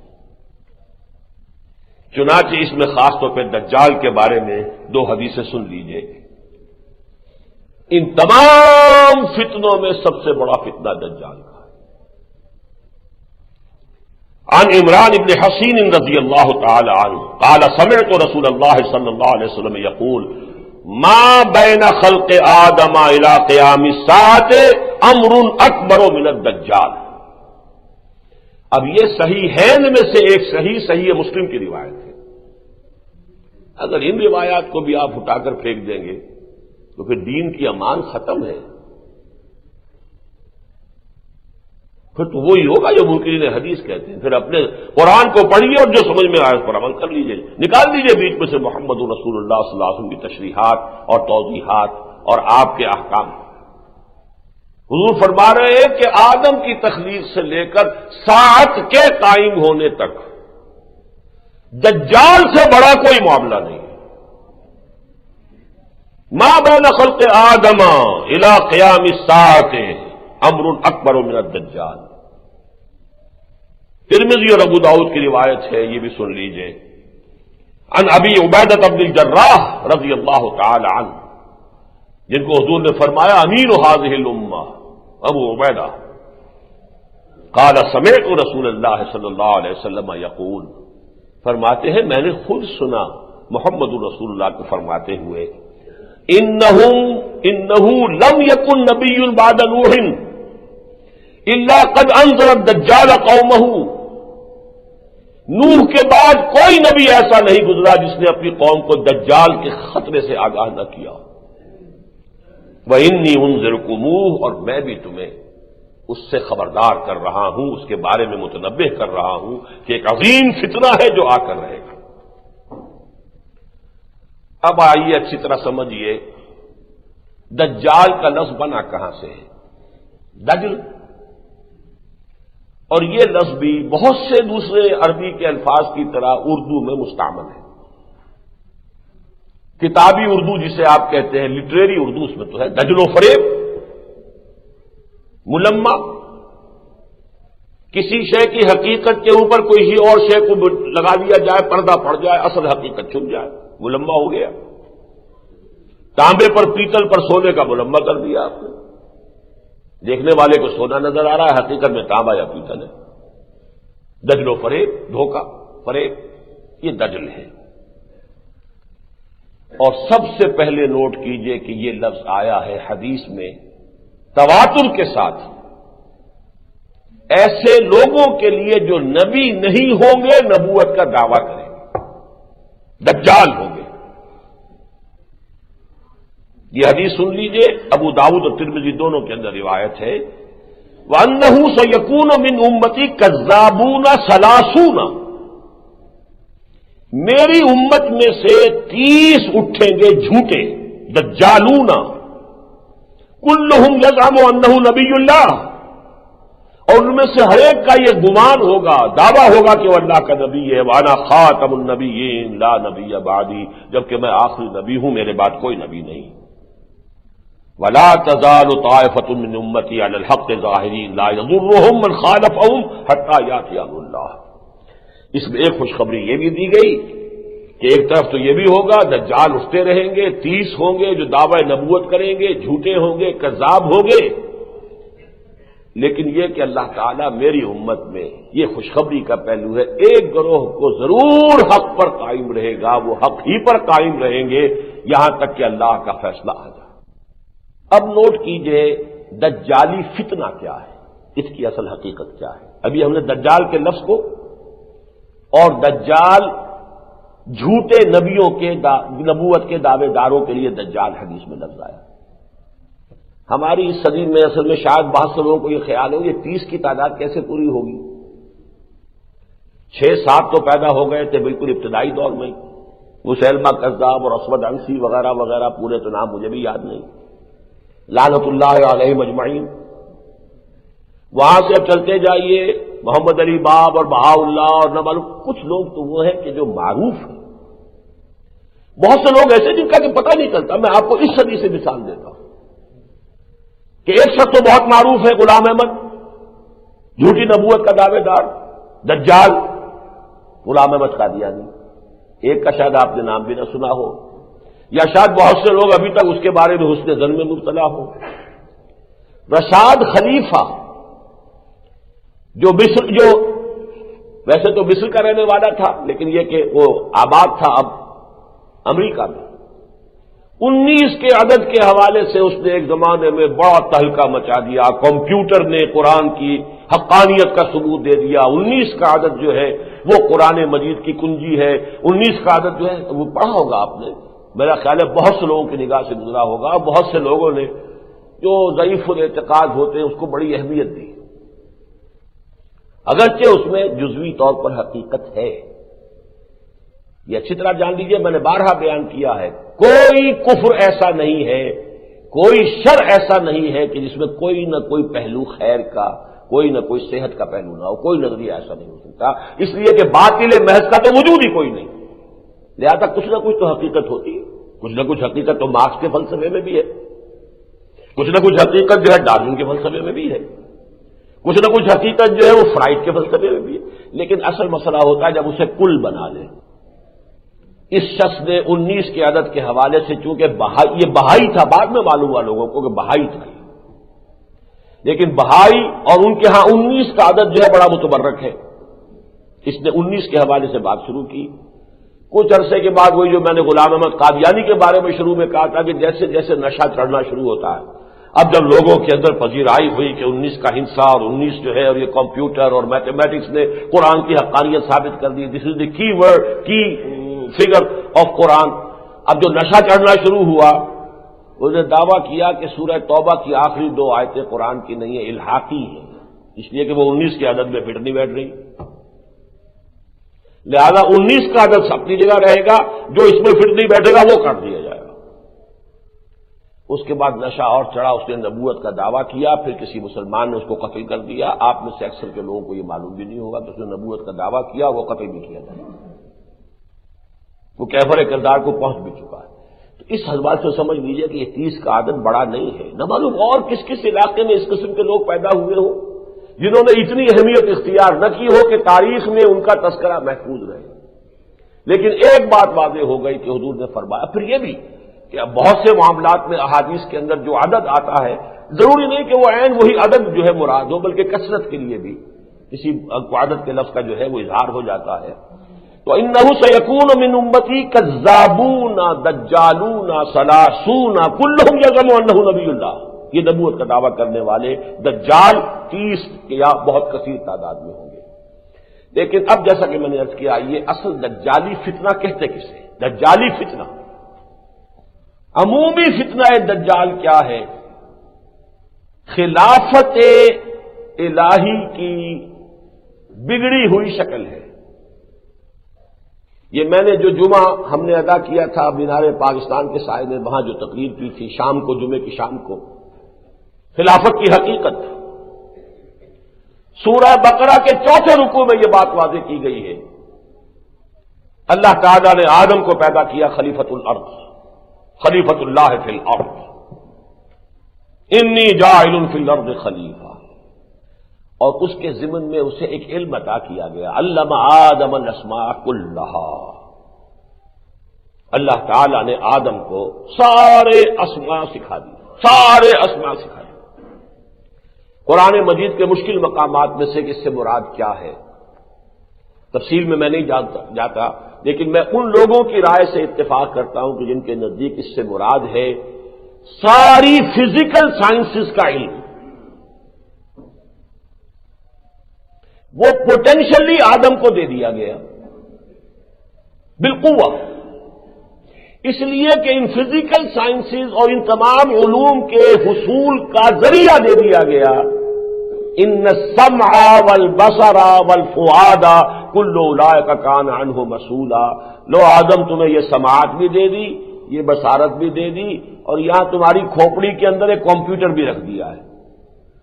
اب اس کے ذریعے سے علم حاصل کرو. یہ علم ہے جو قدم بقدم بڑھتا چلا گیا، اور اس علم کے نتیجے میں انسان نے کائنات کی تسخیر کی ہے. اس مقام تک انسان درجہ بدرجہ پہنچ رہا ہے. اس کائنات میں اللہ خالق مالک قادر مطلق، اور اس کے نیچے انسان، سارے فرشتے بھی اس کے تابع ہیں. وَسَجَدَ الْمَلَائِكَةُ كُلُّهُمْ أَجْمَعُونَ 6 مرتبہ 7 مرتبہ قرآن مجید میں یہ تذکرہ ہے. کیوں سجدہ کرایا؟ جب تسخیر کائنات، جب خلافت اس کو دے دی ہے تو جو ساری سول سروس ہے اس کے تابع ہوگی کہ نہیں ہوگی؟ اگر انگلستان سے لارڈ ویول کو وائس رائے بنا کر بھیجا گیا، یا لارڈ ماؤنٹ بیٹن کو وائس رائے بنا کر بھیجا گیا، یا لارڈ لنگسگو کو وائس رائے بنا کر بھیجا گیا، تو کیا مانی تھی؟ ہندوستان کی ساری ملٹری اینڈ سول جتنی مشینری ہے وہ اس کے تابع ہے. اس سے اوپر تو صرف ہز میجسٹیز گورنمنٹ ہے، یا ہر میجسٹیز گورنمنٹ ہے. ملکہ عالیہ یا شہنشاہ معظم کی حکومت اس سے بالا ہے بس. باقی ایک ایک انسان یہاں کا اس کے تابع ہے. یہی تھی نا خلافت، وائسریجنسی. آدم کو وائس رائے بنا کر بھیجا گیا ہے، اور یہاں سول سروس ہے اللہ کی. یہ فرشتے ہیں، سارا کائنات کا نظام جو چلا رہے کون ہے؟ فرشتے ہیں. وما یعلم جنود ربک الا ھو. ان سب کو جھکا دیا گیا ہے. جھک جاؤ، سجدہ کرو.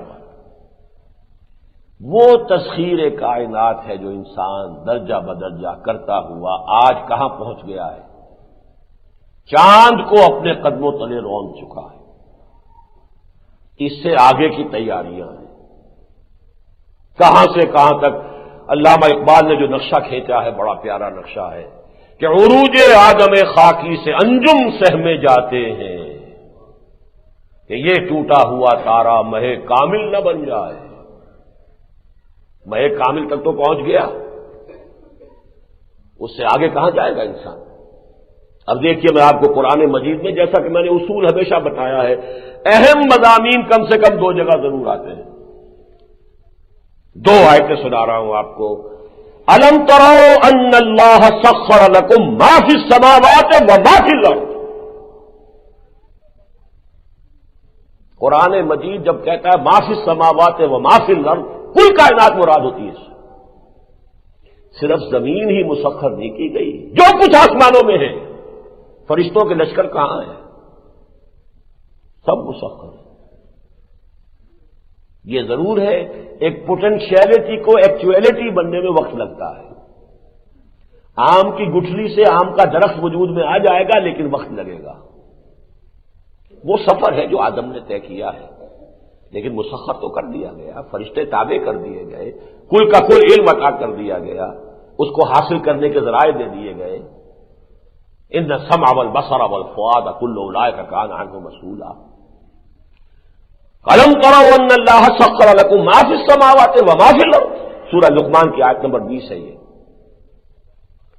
اور سورہ جاثیہ وسخر لکم ما فی السماوات وما فی الارض جمیعا منہ، اور اضافہ کر دیا تمہارے لیے ہم نے آسمانوں میں جو کچھ ہے، زمینوں میں جو کچھ ہے، وہ کل کا کل مسخر کر دیا.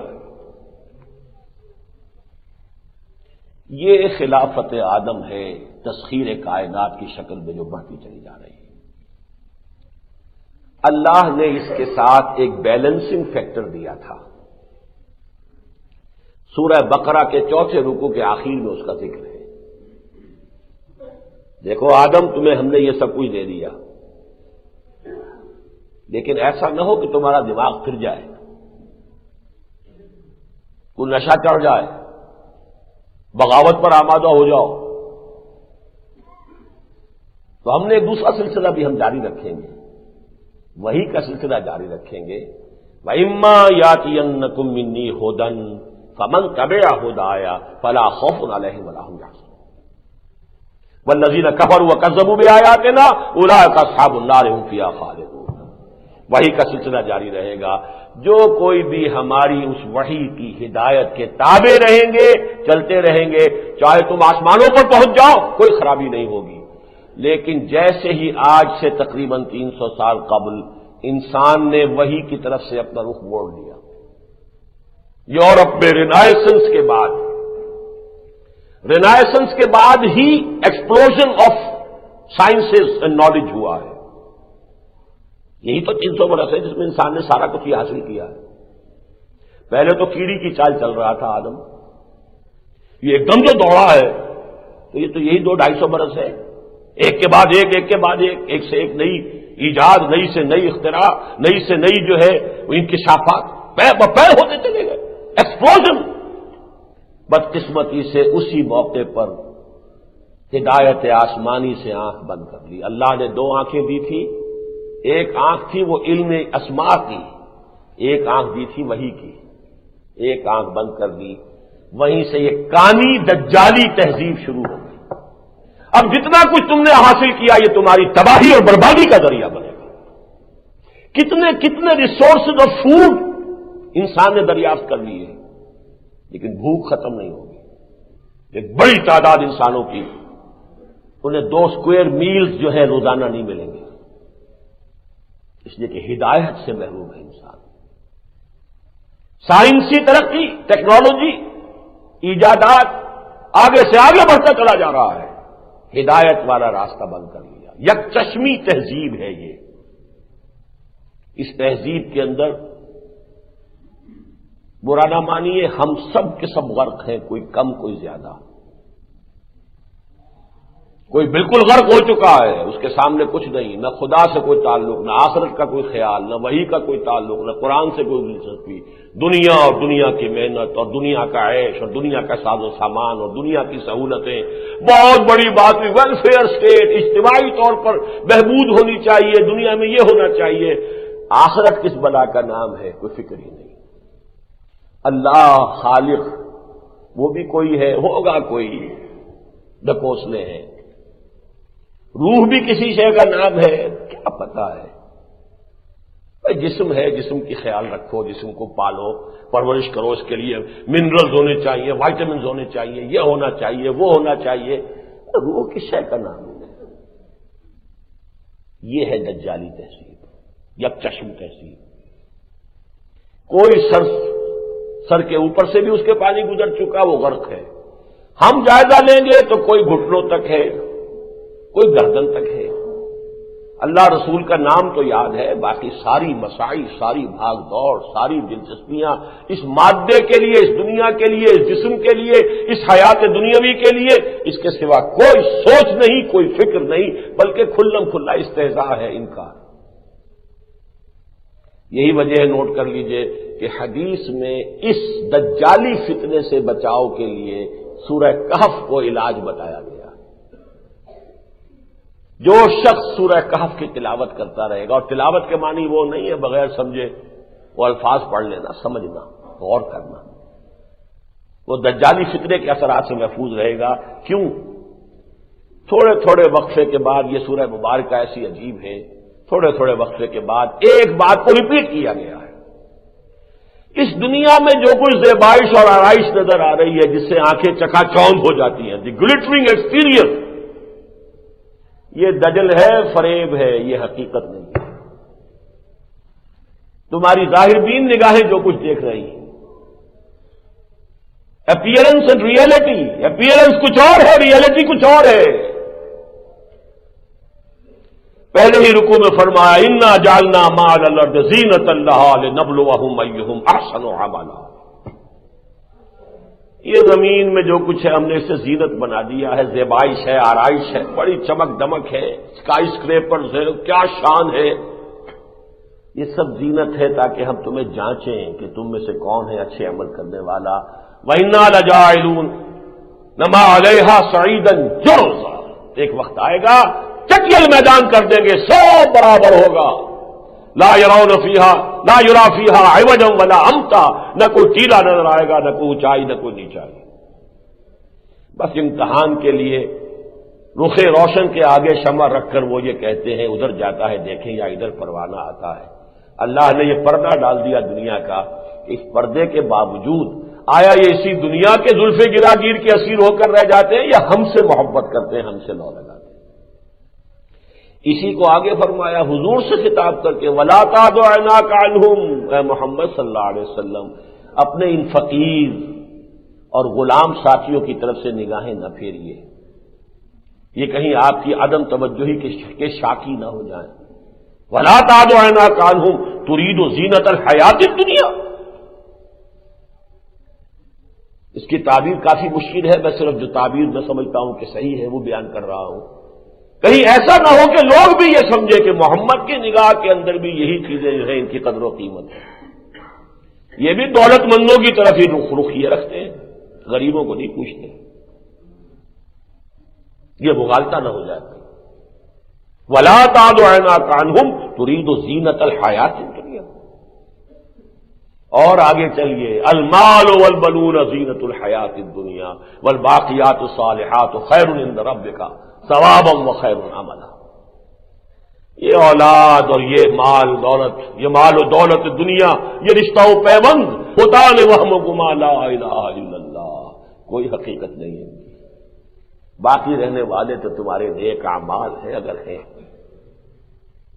اور آخر میں جو کچھ کہا ہے، اور هل ننبئکم بالاخسرین اعمالا الذین ضل سعیہم فی الحیاۃ الدنیا وهم یحسبون انہم یحسنون صنعا۔ ہم بتا دیں تمہیں سب سے زیادہ گھاٹے میں کون رہے؟ بھاگ دوڑ بھی کی، دن رات ایک بھی کیے، مشقتیں بھی جھیلی، پسینے بھی بہائے، لیکن مقصود صرف دنیا رہی تو گھاٹے میں رہ گئے۔ الذین ضل سعیہم فی الحیاۃ الدنیا، جن کی ساری بھاگ دوڑ سعی و جہد دنیاوی زندگی ہی کے اندر بھٹک کر رہ گئی، اس سے آگے ان کا کوئی ہدف ہی نہیں۔ وَهُمْ يَحْسَبُونَ أَنَّهُمْ يُحْسِنُونَ صُنْعًا، اور خوش ہو رہے ہیں، بڑے کامیاب ہو گئے، ہم نے ایک مل کے 2 بنا لیے، 2 کے 3 بنا لیے، میں نے اتنی جائیداد بنا لی، میں نے یہ کر لیا، میں اس جگہ پہنچ گیا، یہ سارا خوش ہو رہے ہیں، ہم بڑے اچھا کام کر رہے ہیں، کامیاب ہو رہے ہیں، حالانکہ ان کی تو ساری سعی بھٹک کر رہ گئی۔ وہ تیر نیم کش جس کا نہ ہو کوئی ہدف۔ اللہ نے یہ تمہیں صلاحیتیں دی تھی، وقت دیا تھا، آخرت بناؤ، آخرت کماؤ اور اللہ تعالی کو راضی کرو، اللہ کی رضا حاصل کرو۔ تم نے کہاں لگا دیا اس کو؟ توانائیاں اپنی جوانی کہاں گوائی، کہاں لگائی؟ یہ ہے اصل میں اس عام جو فتنہ ہے، فتنہ دجالی۔ اور اس موضوع پر میں آپ کو بتا دوں کہ بہترین جو ہے بات سورہ کہف کی، گویا کہ ایک حوالے سے وہ مختصر تفسیر بھی کہہ سکتے ہیں، لیکن وہ التذکیر بسورۃ الکہف، یہ ایک کتاب چھپی ہوئی بھی ہے، یہ مولانا مناظر احسن گیلانی رحمۃ اللہ علیہ اس صدی کے آغاز میں ایک ایسے شخص ہوئے ہندوستان میں ان سے بہت متاثر ہوں۔ میں سمجھتا ہوں کہ وہ جامع معقول و منقول ہے، اور ساتھ ہی ظاہر و باطن دونوں کے اندر کمال حاصل کیا۔ 4 ڈائمینشنز بہت کم لوگوں میں پوری ہوتی ہیں، وہ ہے مناظر احسن گیلانی۔ انہوں نے کبھی لکھے تھے یہ مضامین، یہ چھپے تھے سلسلے وار، الفرقان جو لکھنؤ سے چھپتا تھا پرچہ، لیکن اب یہ کتابی شکل میں شائع شدہ مل جاتے ہیں۔ میرے پاس جو نسخہ ہے وہ حیدرآباد دکن کا چھپا ہوا ہے، یہ کہ اگر آپ تلاش کریں گے مل جائے گا کہ سورہ کہف کے مضامین کا اس دجالی تہذیب کے ساتھ کیا تعلق ہے۔ یہ تہذیب جو مذہب کے اعتبار سے عیسائی تہذیب تھی، یہ تہذیب کے جس کے نتیجے میں انسان نے مذہب کو کھڈے لائن لگا کر اور ساری توجہ جو ہے وہ لگا دی ہے سائنس پر اور ٹیکنالوجی پر اور اختراعات پر، انکشافات پر، ایجادات پر۔ نتیجہ کیا ہے کہ ایک آنکھ چوپٹ کھلی ہے، ایک آنکھ بند ہے۔ یہ یک چشمی تہذیب بحیثیت مجموعی دجالی فتنہ ہے۔ لیکن آگے چلیے، احادیث سے معلوم ہوتا ہے اس دجالی تہذیب کا ایک کلائمیکس بھی آنے والا ہے، ایک شخص معین کی شکل میں۔ وہ انسان ہوگا یا کوئی جن ہوگا، کوئی شیطان ہوگا، کیا ہوگا، اس سے میں بحث نہیں کر رہا. اچھی طرح نوٹ کر لیں کہ جیسے ایک اور شخصیت ہے جو سورہ کہف ہی کے اندر جس کا تذکرہ ہوا ہے، عام طور پر جنہیں حضرت خضر کہہ دیا جاتا ہے، حضرت موسیٰ علیہ السلام کا جو معاملہ ہوا اس میں بھی یہی بتایا گیا تھا نا کہ کسی معاملے کا ظاہر اور ہے، باطن اور ہے. کشتی ٹوٹ گئی، وہ بیچارے جو تھے جو کشتی ہی سے اپنے روزی کماتے تھے انہوں نے سمجھا ہوگا ہم پر قیامت آ گئی. انہیں کیا پتا تھا کہ اسی وجہ سے کشتی بچ جائے گی ورنہ بادشاہ نے ضبط کر لینی تھی. بظاہر صدمے کی بات ہے، حقیقت میں رحمت خداوندی ہے. کسی کا نوجوان بیٹا فوت ہو گیا، وہ تو ماں باپ دھاڑے مار رہے ہوں گے، لیکن یہ کہ انہیں کیا پتا کہ یہ بیٹا سرکش ہونے والا تھا، تمہارے بڑھاپے میں سوہانے روح بننے والا تھا. اللہ نے تم پر رحمت کی ہے کہ اسے چھین لیا ہے اور اس کی جگہ تمہیں اللہ تعالیٰ ایک نیک اور صالح بیٹا دینے والا. کیا پتا، ہم تو ظاہر کو دیکھتے ہیں. وہ جو سفر حضرت موسیٰ کا ہوا ہے جس کا سورہ کہف میں تذکرہ ہے، وہ کون صاحب تھے جن کے پاس حضرت موسیٰ کو بھیجا گیا، جنہیں ہم حضرت خضر کہتے تھے؟ کچھ لوگوں کا خیال ہے کہ وہ کوئی فرشتے ہیں، کچھ لوگوں کا خیال ہے کہ وہ اولیاء اللہ میں سے کسی ولی اللہ کو اللہ تعالیٰ نے لمبی زندگی دے دی ہے. بالکل اسی طرح سمجھیے دجال کا معاملہ ہے. وہ دجال اکبر جو آنے والا ہے، جس میں یہ دجالی تہذیب اپنے کلائمیکس کو پہنچے گی، اور وہ مرحلہ ہوگا جب کہ تمام کائنات کی قوتوں پر اس کا قبضہ ہو جائے گا. وہ کہے گا بارش برسے اور برسے گی، زمین کو حکم دے گا اپنے خزانے نکال دو، زمین نکال کے خزانے باہر پھینک دے گی. مردوں سے کہے گا اٹھو اور وہ اٹھ جائیں گے، زندہ ہو جائیں گے. یہ فتنہ آنے والا ہے، عظیم ترین فتنہ، اہل ایمان کے لیے سخت ترین آزمائش. بہت کم بچ سکیں گے. وہ دجال اکبر جو ہے وہ در حقیقت اس دجالی تہذیب کی کلمینیشن، اس کا کلائمیکس، اس کا نقطہ عروج. اب وہ انسان ہوگا، شیطان ہوگا، جن ہوگا، واللہ عالم. وہ کسی جزیرے میں مقید ہے، جیسے کہ حضرت تمیم داری، یہ ایک عیسائی تھے، ایمان لے آئے، صحابی ہیں رضی اللہ تعالی عنہ. انہوں نے آ کے حضور کو خبر دی کہ ہم کہیں سفر پر تھے اور سمندری سفر پر تو ہمیں سمندر میں طوفان آیا، 1 مہینے تک لہریں ہمیں ادھر سے ادھر ہمارے ساتھ کھیلتی رہیں. پھر اچانک ایک جزیرے تک ہم پہنچ گئے. اس جزیرے میں ایک جانور نما عورت بھی ملی اور ایک دجال. اب وہ میں تفصیل میں نہیں جا سکتا، یہ احادیث کے اندر آپ پڑھ لیجئے. وہ وہاں مقید ہے، جکڑا ہوا ہے، اور اس نے خبریں دی کہ میں عنقریب خارج ہوں گا، مجھے اجازت ملے گی یہاں سے، اور پھر میں یہ فتنے جو ہے دنیا کے اندر پیدا کروں گا. ہو سکتا ہے کہ ایسا ہو، لیکن ایک بات مجھے بتائی ایک عالم دین نے، اور یہ بہت عمدہ بات ہے، کہ ملا علی قاری رحمہ اللہ نے یہ فرمایا ہے کہ یہ بھی عین ممکن ہے کہ یہ عالم مثال کا کوئی کشف ہونے ہوا. اس لیے کہ آج سب سے بڑا خیال یہ ہوتا ہے کہ آج کی دنیا میں تو سارے سمندر چھان مارے لوگوں نے، اب کون سا وہ جزیرہ رہ گیا کہ جہاں کوئی دجال جو ہے وہ مقید ہے. تو ہو سکتا ہے جیسے کہ ملا علی قاری کی رائے ہے، لیکن یہ کہ آیا وہ کوئی انسان ہے یا وہ کوئی جن ہے یا کوئی عالم کشف کے اندر یہ حقیقت دکھائی گئی یا کوئی عالم مادی کی شے ہے، ان سب کو چھوڑ دیجئے. لیکن جس چیز پر احادیث نبویہ بالکل متفق ہیں، جس کے اوپر کے ارتکاز ہوتا ہے کہ ایک شخص جو خدائی کا دعویٰ کرے گا اور اپنی پرستش کرائے گا، باقی دجالون نبوت کا دعویٰ کریں گے. اس کو فرق کو نوٹ کر لیجئے. وہ سلاسون کذابون جن کے بارے میں حضور نے فرمایا وہ جو دجال ہوں گے وہ نبوت کا دعویٰ کریں گے، جھوٹے مدعیان نبوت، جن میں اس صدی میں 2 میں نے آپ کو گنوا دیے، غلام احمد قادیانی اور خلیفہ رشاد بہائی. نبوت کا دعویٰ کیا اور قتل بھی ہو چکا. لیکن یہ دجال خدائی کا دعویٰ کرے گا، میں خدا ہوں، مجھے پوجو. اور بے شمار اہل ایمان جن کے ایمان مضبوط نہیں ہوں گے وہ کھڑے نہیں رہ سکیں گے.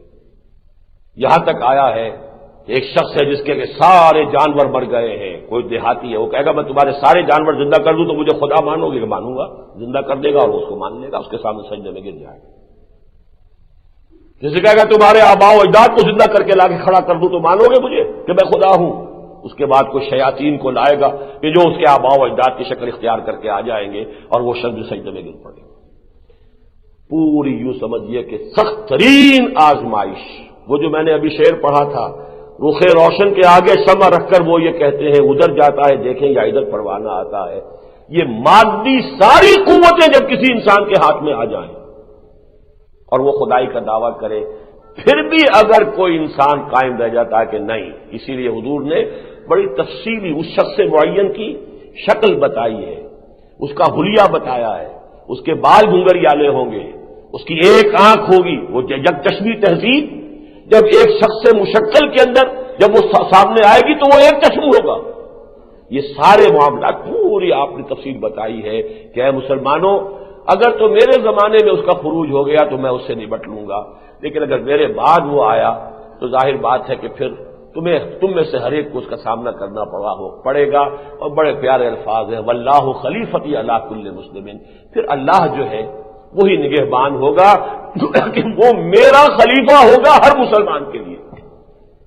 تو یہ جو ہے دجال اکبر در حقیقت، اس کے بارے میں اچھی طرح سمجھ لیجئے کہ اس کے بارے میں کہ ایک انسان مشکل مشخص وہ انسان ہے یا جن ہے انسانوں کی شکل میں، وہ پہلے سے پیدا شدہ ہے یا بعد میں پیدا ہوگا، جیسے حضرت خضر کی شخصیت ہے جس کے بارے میں کوئی یقین کے ساتھ نہیں کہا جا سکتا کہ وہ فرشتے ہیں یا یہ کہ وہ کوئی انسان ہے، اسی طریقے سے اس کے بارے میں یہ کہنا کہ وہ جن ہے یا انسان ہے یہ مشکل ہے، لیکن یہ کہ یہ عظیم فتنہ دجال اکبر کا ہو کر رہنا ہے۔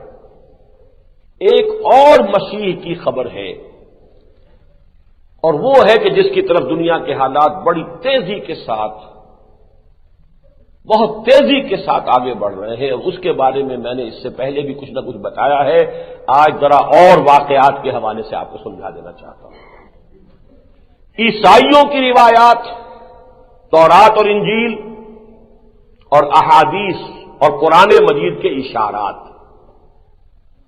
متفق ہے اس چیز پر کہ ایک شخص جھوٹے مسیح کا دعویٰ لے کر سامنے آئے گا۔ مسیح بھی تو اللہ کے نبی تھے نا۔ ایک یہودی اٹھے گا اب وہ دعویٰ کرے گا میں مسیح ہوں۔ میں آپ کے سامنے کئی مرتبہ یہ بات بیان کر چکا ہوں، میری کتاب چھپی ہوئی ہے، اب اس میں یہ بحث موجود ہے، سابقہ اور موجودہ مسلمان امتوں کا ماضی حال اور مستقبل، کہ یہود کے لیے بہت سے انبیاء نے پیشین گوئی کی تھی کہ ایک مسیح آئیں گے اور وہ مسیح تمہیں نجات دلائیں گے۔ وہ مسیح آئے علیہ الصلوۃ والسلام، عیسیٰ ابن مریم۔ یہودیوں نے ان کو نہیں مانا، انہیں جادوگر قرار دیا، کافر قرار دیا، مرتد قرار دیا، واجب القتل قرار دیا اور اپنے بش پڑ کے سولی پر چڑھا دیا۔ یہ بات دوسری ہے کہ اللہ نے انہیں زندہ اٹھا لیا، لیکن نتیجہ کیا نکلا کہ ابھی ان کے ہاں ایک جگہ خالی ہے۔ وہ پروفیسیز جو تھیں، جیسے نبی میں نے کہا نبا سے بنا ہے، پروفٹ سے پروفیسی بنا ہے۔ پروفٹ کا کام ہے پروفیسی ہے، بنیادی طور پر خبریں دینا۔ وہ پروفیسیز جو ہے وہ ابھی تک موجود ہیں، دی سچویشن از ویکنٹ۔ اور یہ میں آپ کو بتا چکا ہوں بہت تفصیل سے، یہود کی باسی کڑھی میں تقریباً 100 سال پہلے ابال آیا۔ 2000 سال سے وہ ڈسپرس تھے دنیا کے اندر، ڈایاسپورا جسے کہتے ہیں۔ سن 70 عیسوی میں یروشلم برباد کیا ہے ٹائٹس رومی نے، اور ان کے ٹیمپل کو، ہیکل سلیمانی جو دوسری مرتبہ تعمیر کیا گیا تھا، اس کو مسمار کر دیا، صرف ایک دیوار ویلنگ وال باقی ہے، کچھ نہیں۔ وہاں یہ جاتے ہیں اور روتے ہیں، سر پٹکتے ہیں اپنا۔ لیکن جیسا کہ میں نے شروع میں بھی بتایا تھا، 1897 میں کچھ یہودی جمع ہوئے، ایلڈرز آف دی زائن، کہ بھائی اس طرح بیٹھے رہنے سے کام نہیں بنے، کچھ ہاتھ پاؤں چلانے چاہیے۔ وہ مسیحا جب آئے گا آ جائے گا، دیکھا جائے گا۔ تھے بھی سیکولر مائنڈڈ لوگ تھے یہ، شاید مسیحا میں پورے طور پہ بلیو بھی نہ کرتے ہو، خالص سیکولر، سود خور اور بینکرز کا ایک طائفہ تھا یہ جو زائنسٹ، جو ایلڈرز تھے۔ انہی میں سے ایک یہ ہے جو ہمارے عمران خان کا قصر بن گیا ہے، وہی گولڈ سمتھس، بہت پرانا یہودی سود خور خاندان، دی روتھشائلڈز۔ ایک ایک ان میں سے ایک ایک چیک 40-40 بلین ڈالر کا لکھ سکتا ہے، اتنی دولت ہے ان کے پاس، پوری دنیا کا کنٹرول ہے۔ IMF ہو یا ورلڈ بینک ہو، ان کے ہاتھوں کے اندر ناچنے والی کٹھ پتلیاں ہیں، اس کے سوا کچھ نہیں۔ امریکی گورنمنٹ ان کے ہاتھوں میں ہے، اس لیے کہ سب سے بڑی مقروض حکومت جو ہے یونائٹڈ اسٹیٹس آف امریکہ کی ہے۔ امریکہ میں کرنسی کا ایشو اور کنٹرول ان کے ہاتھ میں ہے، گورنمنٹ آف امریکہ کے ہاتھ میں نہیں ہے۔ یہ میں آپ کو بتا چکا ہوں اپنی 13 اکتوبر کی تقریر کے اندر ساری تفاصیل۔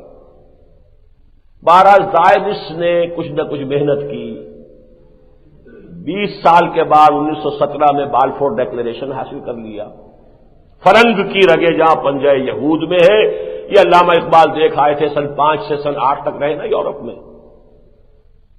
1905 سے 1908 تک جرمنی میں بھی رہے، انگلستان میں بھی رہے، اور دونوں جگہ دیکھ لیا تھا آپ نے کہ کیا حال ہے، فرنگ کی رگے جہاں پنجہ یہود میں ہے، لہذا برطانیہ سے بالفور ڈیکلیریشن حاصل کر لیا۔ 1948 14 مئی 1948 کو اسرائیل قائم ہوا۔ اس وقت تک مذہبی یہودی ابھی بیٹھا ہوا تھا، وہ کوئی کام کرنے کو تیار نہیں تھے۔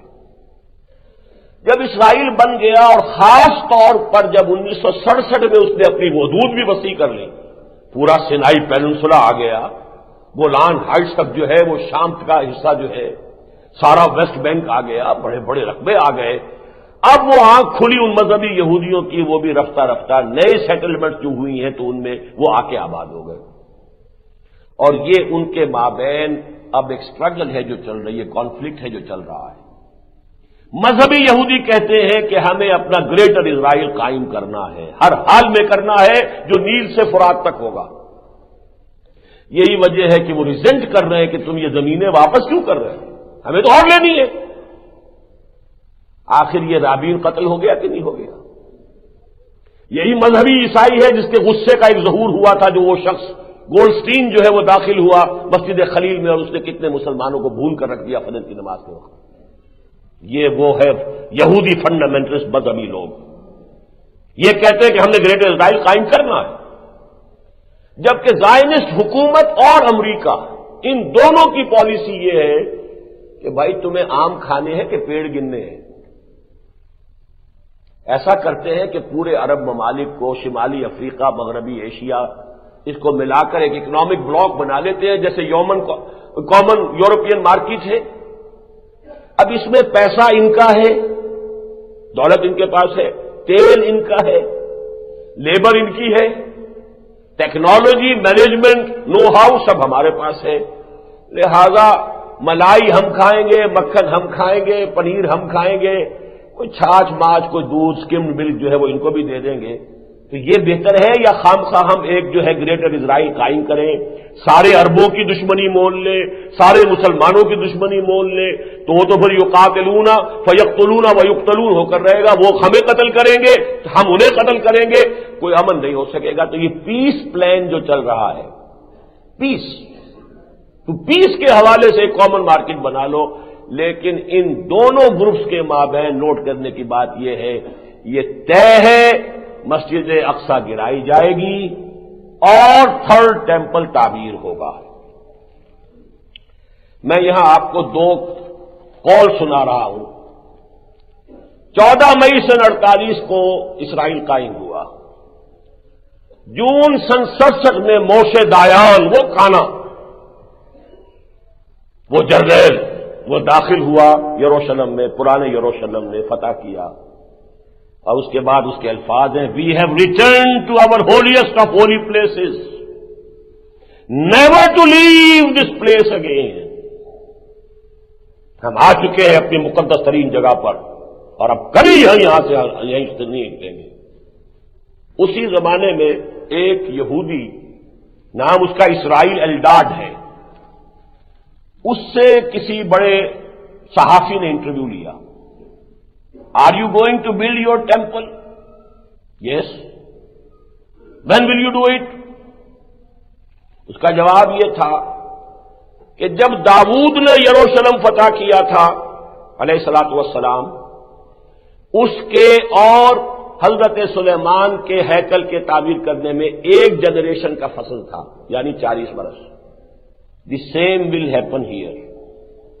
40 برس کے بعد ہم اپنا ٹیمپل تعمیر کریں گے۔ تو یہ کتاب جو ہے دی لیٹ گریٹ پلینٹ ارتھ، ہال لنڈسے اس کا مصنف ہے، 1970 میں چھپی ہے، جس سے میں یہ سارے آپ کو حوالے دے رہا ہوں۔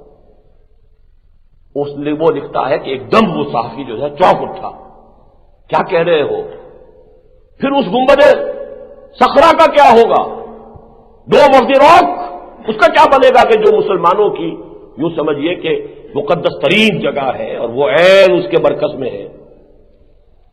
اس نے کہا this is of course an open question, who knows maybe there will be an earthquake, ہو سکتا ہے کوئی زلزلہ آئے اور مسجد قبہ گر جائے، کوئی آرٹیفیشل زلزلہ بھی پیدا کیا جا سکتا ہے، کوئی بام وہاں پہ رکھا جا سکتا ہے، بام بلاسٹ، 20 سٹوری بلڈنگ جو تھی تباہ ہوئی ہے ایک بم سے، اوکلاہوما میں 200 آدمی مرا ہے ایک بم سے۔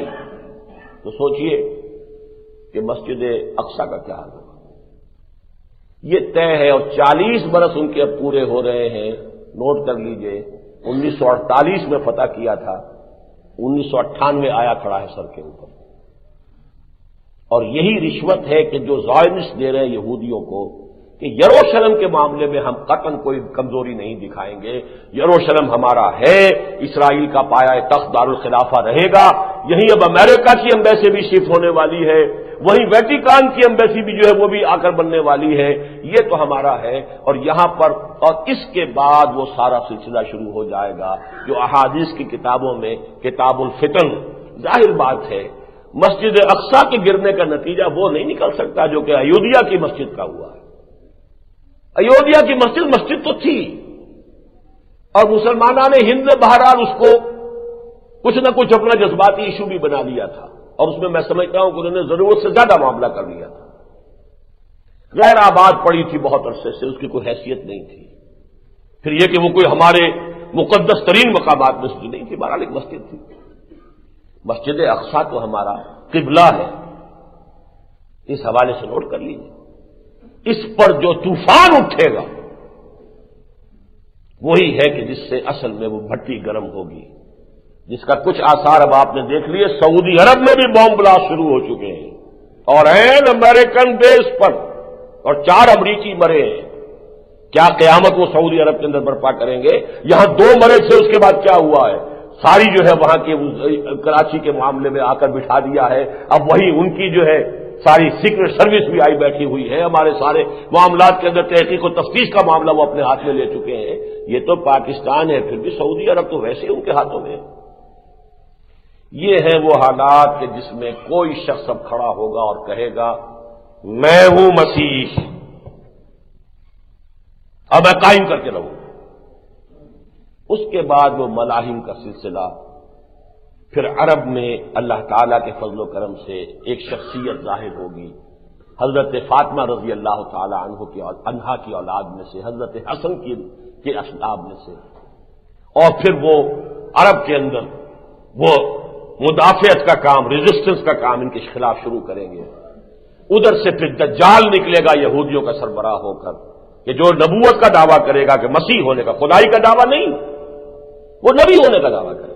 وہ دجال اکبر جو ہے وہ قیامت کے بہت قریب کی نشانیوں میں سے ہے۔ یہ دجال جو ہے جو مسیح ہونے کا دعویٰ کرے گا، یہ تو سمجھیے کہ چند سالوں کی بات ہے کہ آیا چاہتا ہے۔ اسی لیے اس کی بڑی تفصیلی خبریں احادیث کے اندر دی گئی ہیں، اگرچہ اس کے بعد جو کچھ ہونا ہے، مسلمانوں پر جو ستم ٹوٹیں گے، خاص طور پر عربوں پر، بڑے عجیب سے الفاظ آئے ہیں حضور کی ایک حدیث میں، ویل للعرب من شر قد اقترب۔ اقترب کا وہی لفظ ہے جو میں نے آج سورہ انبیاء کی پہلی آیت میں بھی، اقترب للناس حسابهم واقترب الوعد الحق ویل للعرب۔ عرب کے لیے بڑی ہلاکت ہے، بڑی بربادی ہے، بڑی تباہی ہے، من شر قد اقترب، اس شر سے کہ جو قریب آ چکا ہے۔ تو قیامت قریب آ چکی ہے، اور قیامت سے پہلے یہ آنا ہے، سب سمجھ میں آ رہا ہے۔ اس لیے کہ یہودیوں کے ایجنٹ بھی تو آج ہمارے حکمران بنے بیٹھے ہیں، خاص طور پہ عالم عرب میں، سب امریکہ کے ایجنٹ، اس کی کٹ پتلیاں۔ مسلمان اگر فنڈامنٹل مسلمان اٹھے گا اس کی حمیت جوش مارے گی، اس کے اندر جو ہے احتجاج کرے گا، کیا ہوگا؟ سب سے پہلے تو یہی ختم کریں گے، یہی شاہ فہد ہوں گے، ان کی فوجیں ہوں گی، حسنی مبارک ہوں گے، ان کی فوجیں ہوں گی، اور حافظ الاسد ہوں گے، ان کی فوجیں ہوں گی۔ اب اس لسٹ میں اضافہ اور ہو گیا ہے کہ آپ کے یاسر عرفات ہوں گے، ان کی فوجیں ہوں گی۔ یاسر عرفات صاحب جو ہے فلسطین سے بھاگ گئے، اس لیے کہ اندیشہ ہے، انہیں کہہ دیا گیا کہ اب جو فلسطینی لیڈر جو ہیں یہ پی ایل او کے ایک جگہ جمع نہ ہو، اس لیے کہ خطرہ ہے۔ جیسے وہاں ادھر یہودی جو ہے فنڈامنٹلسٹ وہ جاگ چکا ہے، تو ظاہر بات ہے مسلمان فنڈامنٹلسٹ تو پہلے سے ایکٹیو ہے، حماس بھی ہے اور حرکت الجہاد بھی ہے، جن کے بہت بڑے لیڈر شقاقی جو ہیں وہ ابھی حال ہی میں شہید ہوئے ہیں۔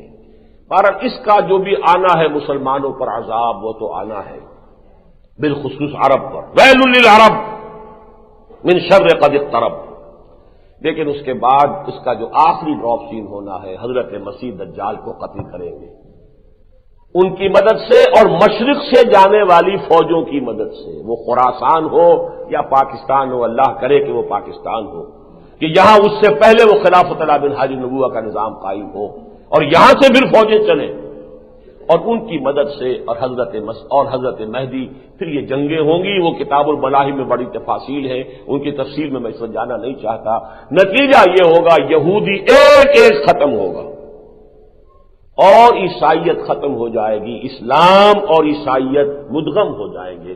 حدیث میں آتا ہے حضرت مسیح صلیب کو بھی توڑ دیں گے اور خنزیر کو قتل کر دیں گے، یعنی صلیب کا عقیدہ ختم ہو جائے گا کہ حضرت مسیح کہیں گے مجھے تو کسی نے سولی دی نہیں، مجھے تو زندہ اللہ نے اٹھایا تھا، تم نے یہ سارا جو پکھنڈ جو کھلا رکھا ہے یہ میری مصلوبیت کا، اس کی کوئی حقیقت ہی نہیں۔